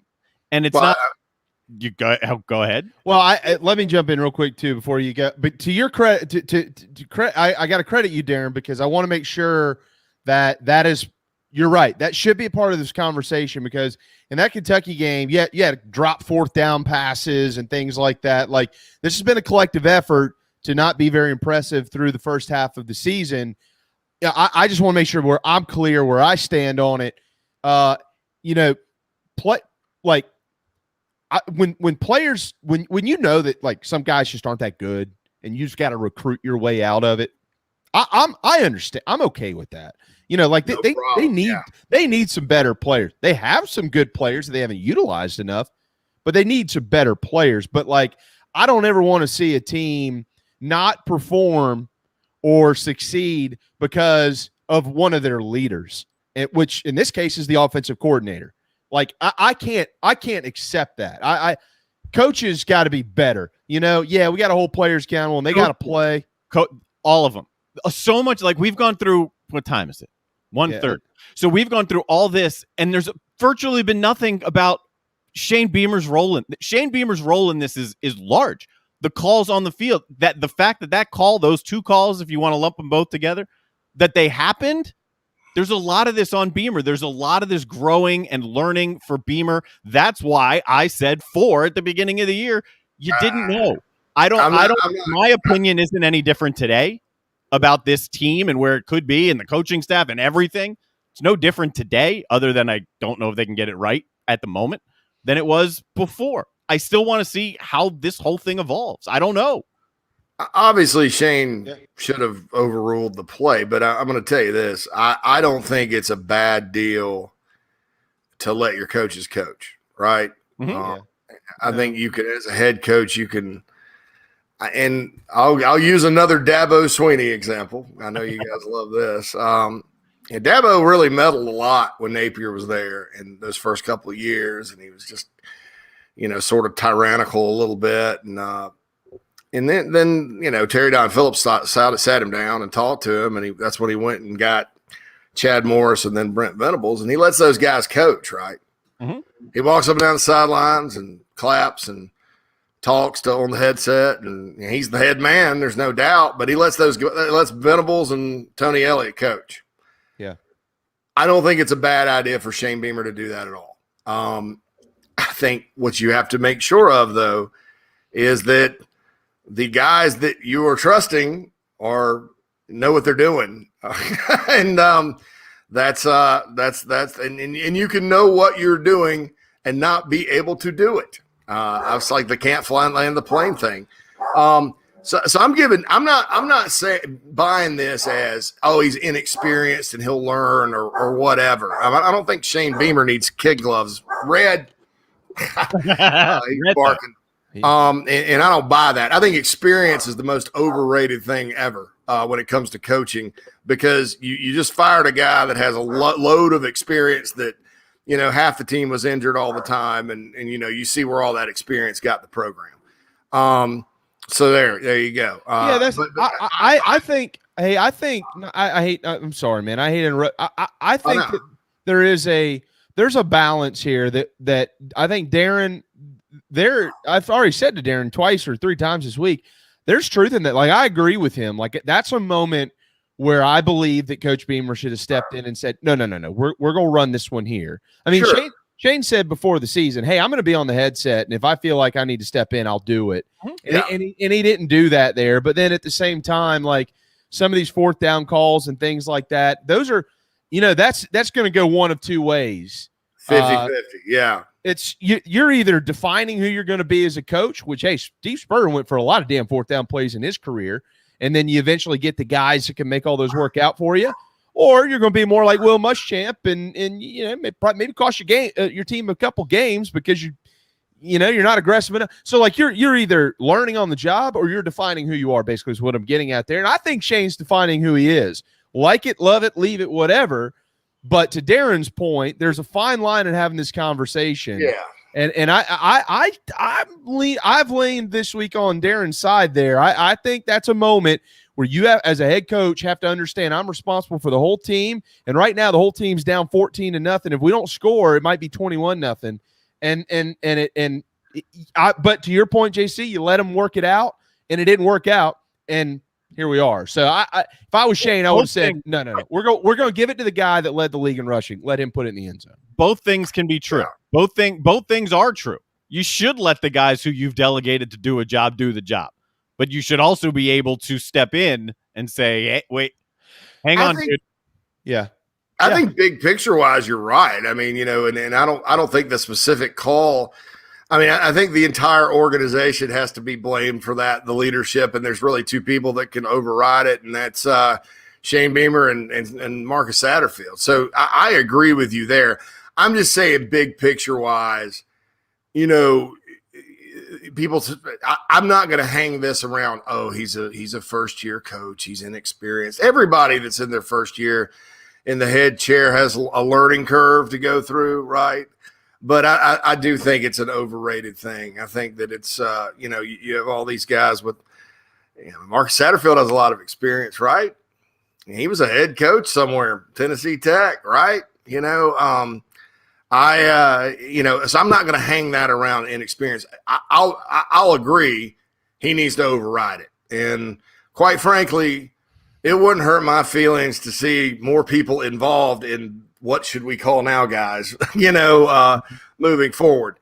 But I'm just not going to buy into that, because it gets to a slippery slope when you're talking about hanging everything around the neck of a head coach and blaming his inexperience, because what happens with this beautiful fan base is they end up riding down the river Styx towards the Ray Tanner hate brigade. So it's like it goes from, you sit here and gripe about inexperience, whatever. I mean, there's a lot of experienced coaches. I wouldn't hire to coach my dog not to bark, okay? Me too. And a lot of guys that are kind of up-and-comers that I would. So let's just get real from, for out there, all these people that talk experience. But it ends up going from Shane's making a ton of mistakes as a first-year head coach. Thanks, Ray. And it gets into this whole big thing. Jesus. And I don't care about the Ray Tanner criticism. It's not the time to get into the back and forth about it. But what it does is it creates a psychological toxic environment with your fan base because they have a blinder on. It's like they don't look at Shane Beamer and see Shane Beamer for what he is. They look at him and see Ray Tanner standing there. And it's like anything Tanner touches. I've read this. Anything Tanner touches turns to awfulness and all that. You just really have to take it like, bits and pieces and not lump things together. So that's why I'm hesitant to sit here and just, pour all of it on his inexperience, because this fan base is going to take that and run with it. I will say, though, Darren, as the head coach, you're absolutely right. You have to, be in a position to do it. And if it's something like that, that's a disaster, you have to own it. And, quite frankly, I think after the game, Shane maybe didn't own it like he should have, but his right after the game press conferences, maybe they need to give him a 15-minute instead of a 10-minute cooling off period. So he because he gets a little fired up. I don't blame him. But he did own it this week, and Satterfield certainly owned it this week. And Satterfield can own it all he wants. It's not going to make him a better play caller. The only way that happens is, I don't know. It would be one of the biggest stories in college football ever for a guy to go from this bad to really, really good. And I think that at South Carolina, given the way this program is, and some of these people, our friend here that talks about how there's no talent. Some people think when I talk about talent, I think that, I'm talking about them being loaded or something like that. They're not. Don't get me wrong. They're bottom half of the SEC talent-wise. On a good day, they're probably middle of the pack. But middle of the pack's middle of the pack. Middle of the pack's a trip to Memphis or Nashville for a bowl. Middle of the pack is that. It's not being historically bad on offense. And I think it's South Carolina. So I want to explain that about the talent. I think it's South Carolina because of who you're recruiting and where you're recruiting and all that good stuff. And you look at it and how you get players, you have to have a good play caller on both sides of the ball. You can't screw up the scheme and the coaching on either side cannot be average. It's got to be above average. And there are enough guys out there that I think would come in here and call plays and or do whatever to where you can do that if you're a head coach with success. But when you make a mistake, it makes things even worse, because it's not like you're sitting there with Georgia's talent. You remember they hired – here's another NFL guy, Brian Schottenheimer at Georgia. Y'all remember that disaster? Yep. And against Carolina and John Hoke's defense, he was great. But then he got – Mark Richt got fired. So there's another NFL guy. But Georgia still won 9 games that year because, hey, Georgia's always going to have really good players. South Carolina, you cannot afford – to have anything but at least an above average offensive and defensive play caller, in my opinion. And you had that, with Spurrier here, you had him on offense, and then with Muschamp, you theoretically had him on defense. So the head coaches have kind of done that. Shane hasn't. He's a guy that needs all three. I think he did a great job with 2 of the 3. Rushing yards given up aside by Clayton White's defense. I think we expected that to happen a bit this year. They do have to tighten it up, but there's a lot of players on that side of the ball playing above the level that they've normally played, and that's all you got to. That's all you ask for. The players are getting better. The scheme makes sense. The players are doing well. Pete Limbo's done a great job on special teams. So, as Meatloaf said, 2 out of 3 ain't bad, but your chances of having a successful season at South Carolina when even the great teams with the talented players they had, your chances, if you don't know what the hell you're doing or you're bad at calling plays or whatever, they're very, very, very much diminished. And it'll be that way forever. So Beamer needs to, look at this, and it is on him to make the changes. Yeah. Don't see one coming right now, but there's an open date coming up, and you never know. And then one day the season will end. It's going by quickly, and then we'll see what happens. But I absolutely, there's a difference between being a bad offense like they are right now, and being competent. And Steve Spur used to tell his players this, and I'll close with this. He used to just say, go do your best. And if you lose, that's okay. At least you played your best. Right now, because of the issues we've been talking about here with the offense, this team is not able to go do its best. If you do your best and you lose, hey, it's the SEC. It happens. But what's intolerable is a dumpster fire of an offensive scheme, system, play calling, operations on game day, out there with a young quarterback who you feel sorry for, having to go do that, and a bunch of confused offensive linemen who are trying to learn calculus in Russian in order to get there. So that's my take on that. I think that was a good synopsis. Winning and losing is tolerable, but when you're holding yourself back, and coaches are holding it back, that's never going to work at Carolina. And we blame coaches around here a lot. Mike Bobo got killed last year because of but you know what? I always defended him because, with the personnel on that team, they played their best. They did their best. It's about as good as they could do. When Texas A&M's dominating your offensive line, which is pretty good, not great, but pretty good, and you can't run it against them, you're going to get beat 48-3. I mean, that's just how it is. Maybe the defense should be better. But you look at last year, they put up 187 yards. That's probably as good as they could do. Yeah. And that's the deal, is that you can handle losing, handle bad performances, but you should be able to go out there every week and do your best. And right now the offense, coaching wise, is not doing its best. Maybe it is. Maybe that's as best as he can do. But overall, it should be better, even with competent play calling, and it would be. Yeah, sometimes the best you can do isn't what's best for the program, and we'll just have to see what that looks like moving forward. But right now, what it looks like is pretty grim, the future of South Carolina's offense. And to echo Perry Orr's comments on our program, Darren, on Monday, when I asked him specifically, outside of a win, what do you want to see this week? And he said, throw the ball downfield, because they haven't done it. And you heard all in the preseason that they were going to do it. We'll see if they do it this week and see what can come of that. But what's crazy about that, they did it against Georgia, and I think teams are accounting for Van going deep, but you don't have any other plays besides that. Yeah, we don't have those answers. I mean, again, look, you guys are. You and I have we get a lot of information, JC, and I know we talk about it a lot. But some of that stuff we don't have answers because they don't have the answers. So, I mean, if they don't have them, how are we supposed to get them? You know what I mean? And it's just, it is what it is. Look, I know that guys, look, I really appreciate everybody. We're not going to turn this into a 6 games into the season blame game on Beamer for hiring Satterfield. Nobody knows actually the road that it led to get to Satterfield. So, or the end of the road. Yeah, we're not halfway through this road. Hold on, everybody, just stop here. Quit.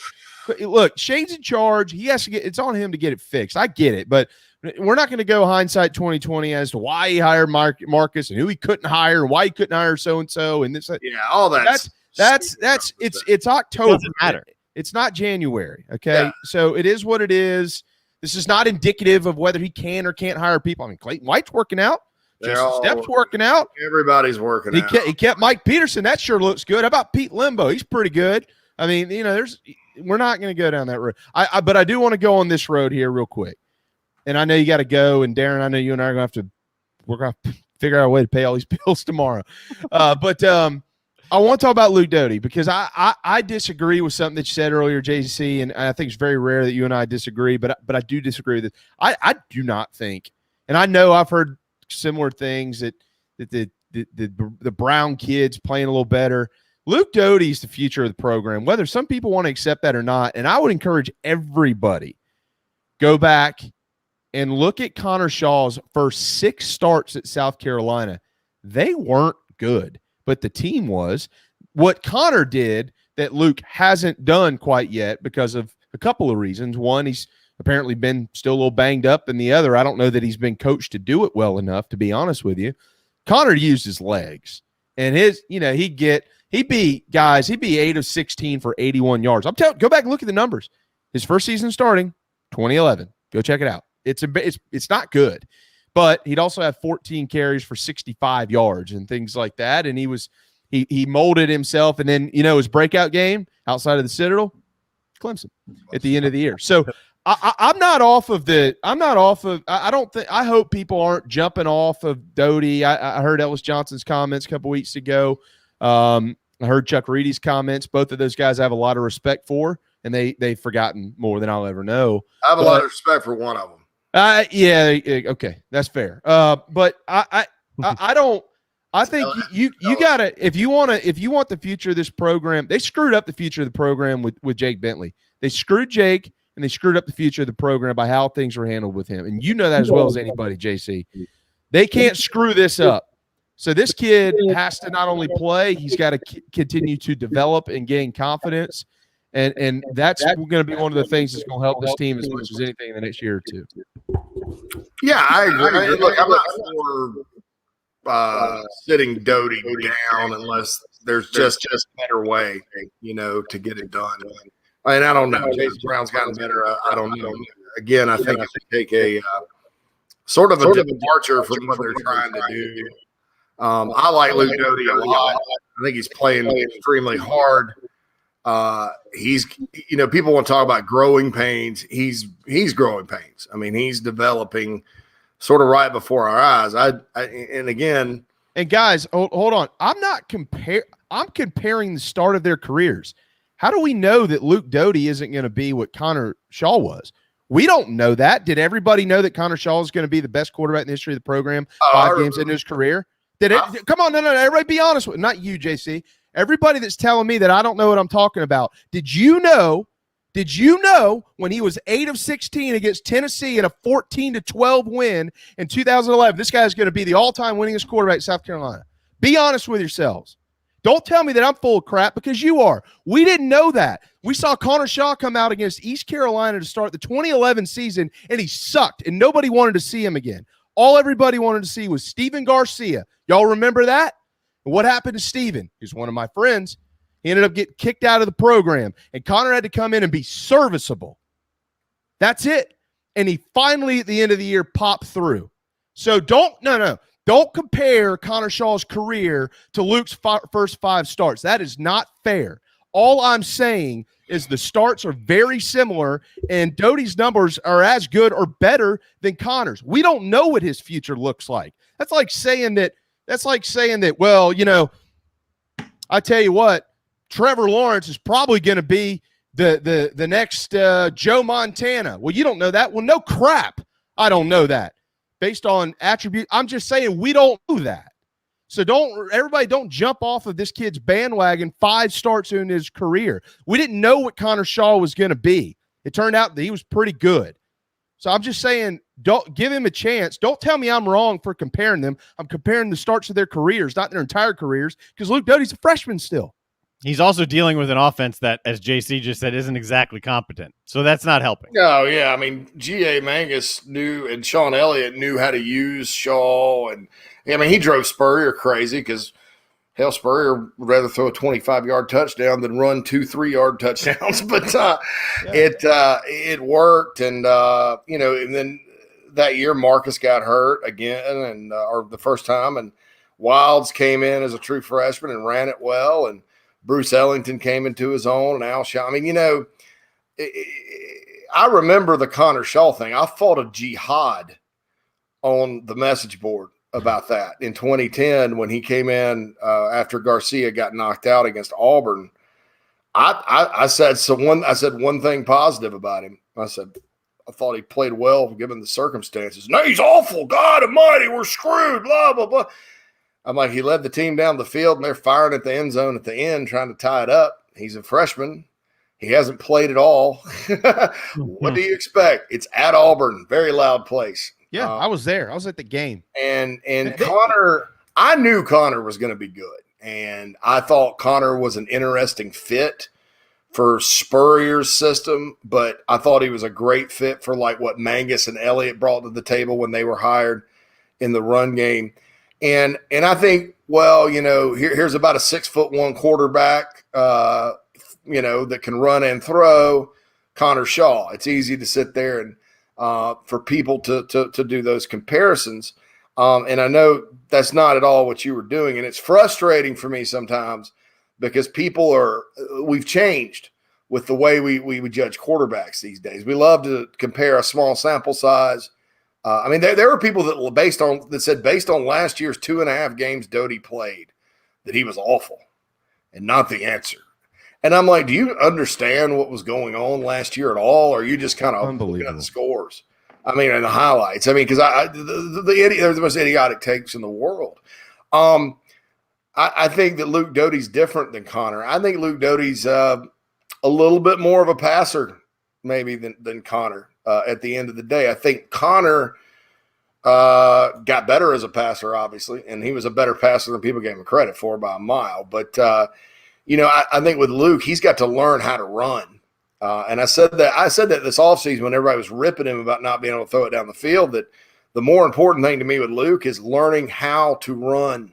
In other words, Connor could find that crease. Connor and you're good in Savell Newton, whoever you want to pick as your running quarterback, could find that crease and could instinctively take off to the green grass. Yeah. Luke hasn't shown me that to the level that I would like. I know he had the big run late against Tennessee. Maybe that'll get him going because he's a guy that even though his foot's hurting him and he's not as fast in a straight line as you'd want him to be, he's fast enough. He may not get 70 yards on a run if he's got it wide open, but he can get 20.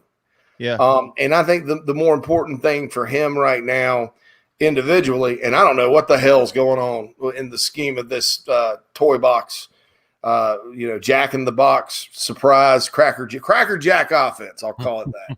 This is the Cracker Jack offense. The annexation of Puerto Rico. Dude, it's time. I just so I don't know what all they're asking him to do. And I'll say this too, you mentioned throwing it down the field again, and teams are trying to take Van away, of course, guys. But so you remember the Outback Bowl, the BMAC half, okay? When he threw Jake threw the touchdown to Shi Smith, it's called a slot fade. Amarian Brown, if any, hello, I don't know if Marcus Satterfield's watched Amarian Brown's tape from Georgia Tech. Hopefully he has. At Georgia Tech his freshman year, that's really all he did. And he scored 7 touchdowns doing it. Yeah. You've thrown him a bubble screen. You've thrown him a freaking reverse 10 yards behind the line of scrimmage. This kid is fast. You put him back on punt and he misjudged it. This kid is fast. There's a reason you took him. He's not a guy that's I thought, hey, this guy's just as good as Shi Smith was at the same stage. I was wrong about that. I think he's more like a Demir Bird who also was criminally underused at Carolina.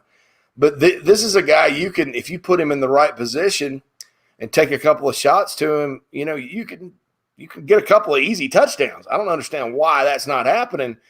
I do understand the Van thing because teams are kind of accounting for him, which is another reason why you need to move him around. But yeah, you got to get him to football. And I thought the second half it got. Everybody wants to jump up and down, and by the way, I don't blame Shane Beamer for staying positive and clapping in the second half and all that. If that bothers you, you just need to maybe read a book or something. I look at it and the most frustrating part of the second half for me was you're sitting there at 38-14, then they went down and made 38-20 and they gave up another score. But you're like, I'm sitting there going, they're just being very, very methodical. And I was like, this isn't last year's team that had to be. where are the deep shots you took against Georgia? I mean, because it's time for that, or in some of these games. And it's not that Luke can't throw it. Luke's probably, are all of his passes perfect down the field? No, but I was very disappointed they didn't take any shots in the second half against Tennessee, because the way you're going to get back in that game is you got to have one or two plays when you're down that much that are quick scores. In other words, you need a long pass for a touchdown you can score in 6 seconds or whatever. You need a pick six for a touchdown or a block punt. You know what I'm saying? Or else you're not coming back. It's 38-7.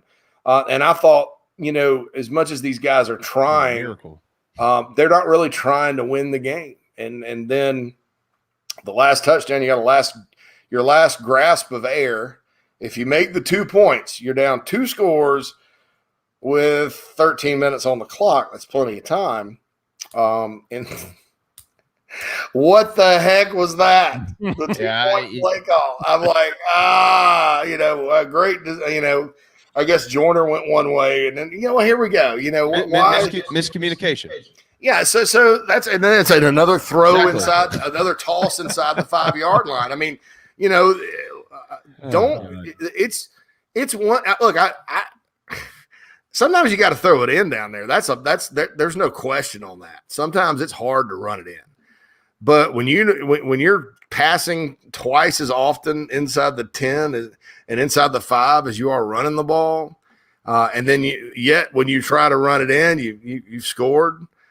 You need to kind of go look at like, hey, maybe we need to find a way to run it in instead of trying all these passes, because, heck, they get that 2-point conversion, man. I'm not saying Carolina would have come back, but it could have gotten interesting. I mean, Darren said that the other day. The momentum would have been with Carolina solidly on their side. The defense was playing better. You kind of got Tennessee's offense off schedule because they geared down. Not saying it would have happened, because 2 touchdowns, 2-point conversions is tough, or 3 as it would have been. But, they're just out there. They score. It's like, yeah, everybody's happy. Shane's holding up the 2, and everybody's fired up. It's like, all right, man, I've got to play for it, man. Yeah. All right, run this little slant, and nobody knows what to do, and Luke throws it right to the other guy, and that was the ball game. But, I know everybody's disappointed about the first half, and I am too, and what happened at 14-0. But, I take no encouragement away from how things were dialed up in the second half, because they just, there were no shots. They weren't trying to win the game. I think the personnel use is abysmal right now. Not so much who's getting playing time or who's getting touches and targets. I don't think they do a good job of trying to get the ball in the hands of the people that can make plays. Marshawn Lloyd, I'll say it for the 4th straight week, he needs more carries. I think he showed on Saturday, 4 yards a carry, 6 carries, 24 yards, that he's a guy that's elusive and can get upfield and is close to breaking one. But he needs to get in a rhythm, and they don't let him do that. I'm for Juju McDowell getting the ball all he can, Kevin Harris. But E.J. Jenkins needs to get – I mean, you've got a team with playmakers like Lloyd, Harris, McDowell, Jaheim Bell is a gadget guy. You got Josh Vann, who's better. You got Jalen Brooks, who hadn't – I'm not even going to say it. It may jinx him. Don't do it. Yeah. I'm not going to do it. Jalen Brooks. You've got a veteran offensive line. You got Nick Muse. You got a quarterback that has some talent. There's no reason for this offense to be as bad as it is, and for the play. I mean, and again, I'm not saying they should be world beaters. I'm not saying they need to be great, but I mean, look, man, Mississippi State on offense has way less talent and playmakers than South Carolina, and they have a system. Now, people can debate whether or not that's a good one in the SEC or not, but they're able to go out there and move the ball. They're better on defense than offense, but they're able to go out there and move the ball and get enough points to win. It's unrealistic. Take the Alabama A&M game out of it. A&M before that was having trouble scoring, and Mississippi State went out there and cut them, right, as they do from time to time. And Mike Leach's team didn't go up and down the field and up and down the field, up and down the field. They threw for a lot of yards like they do. I think they rushed for -8. But they got enough because their defense was able to keep A&M off the board. South Carolina could have done something similar down there, if A&M's offense hadn't come to life last week. But that's unrealistic now because there's just no way South Carolina can score enough. A&M's got a really good defense, but and so you've got to maximize. And you look around and you see these teams. I mean, look, Tennessee's an example. Tennessee's not loaded. Hooker is a good quarterback that's gotten better. Evans is a stud. That Velus Jones Jr. guy, a receiver's good. And they got some other decent receivers. They're not loaded. Tennessee, this is probably one of their least talented teams, just talent-wise, that they've ever had. South Carolina's beaten Tennessee teams with more players than this one. But guess what? They've got a good offensive system that has ended up giving them an advantage. So their coaching on offense is an advantage. South Carolina's is a disadvantage right now. And so that's it. I could talk all day about this, I'll tell you guys. Well, JC, one of my favorite terms out there, it is what it is. And right now it is not good. Maybe they can find a way to improve it this weekend against Vanderbilt. We'll see. I really appreciate everybody. I got a little fired up. Yeah, Mark in Vegas. That's Mark in Vegas, baby. Thank you so much. By the way, if you're listening to all this in the podcast form of the show, which is obviously always live daily video wise, the best way to get in with these comments is on the YouTube channel. Twitter changed some of the settings. I just put that out on Twitter as well. So if you want to get into the comments in the chat room and interact and have us respond to you and you respond to however many other people, YouTube channel. Search us on YouTube. It's our own channel, JB and Goldwater. It's really easy. Yeah, and hit that like button.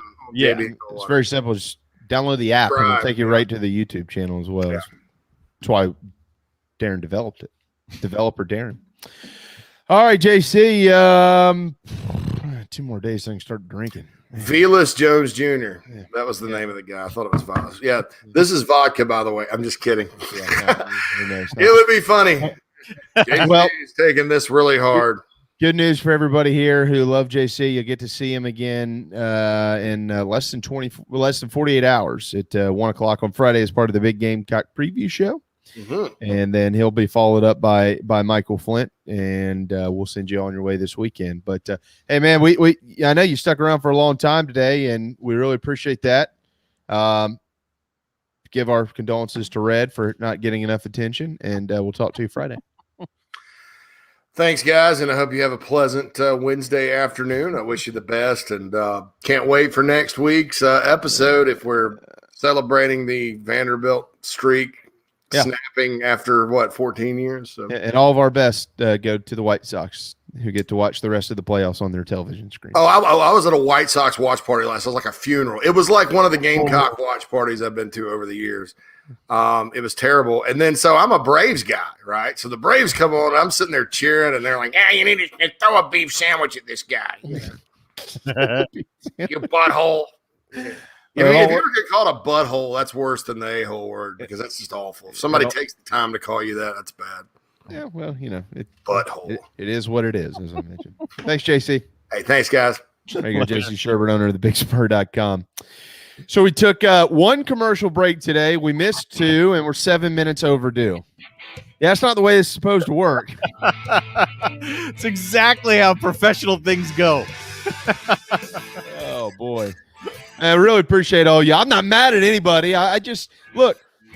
I think they need to make a change at offensive coordinator. I'm not trying to sunshine pump, but I also don't think anybody should be yanking a quarterback out of there or saying he's not as good as somebody after he's only played 5 games. So I try to be very balanced, man, and that's balanced to me. I don't know. Passion is a good thing. There was a lot of it on the message boards today, and a lot of it in the show. Passion's a good thing. Motley Rice is passionate about all Americans. MotleyRice.com. Thank you very much, guys. We'll be back tomorrow at noon. David Cloninger, David Shelton. I think Mike Yuba's going to pop in tomorrow. Oh, Mr. Bojangles now. Mr. Bojangles. Yeah, that's right. Thanks to Darren, JC, and Cory McCartney. Go Braves. See you tomorrow at noon on the JB and Goldwater Show.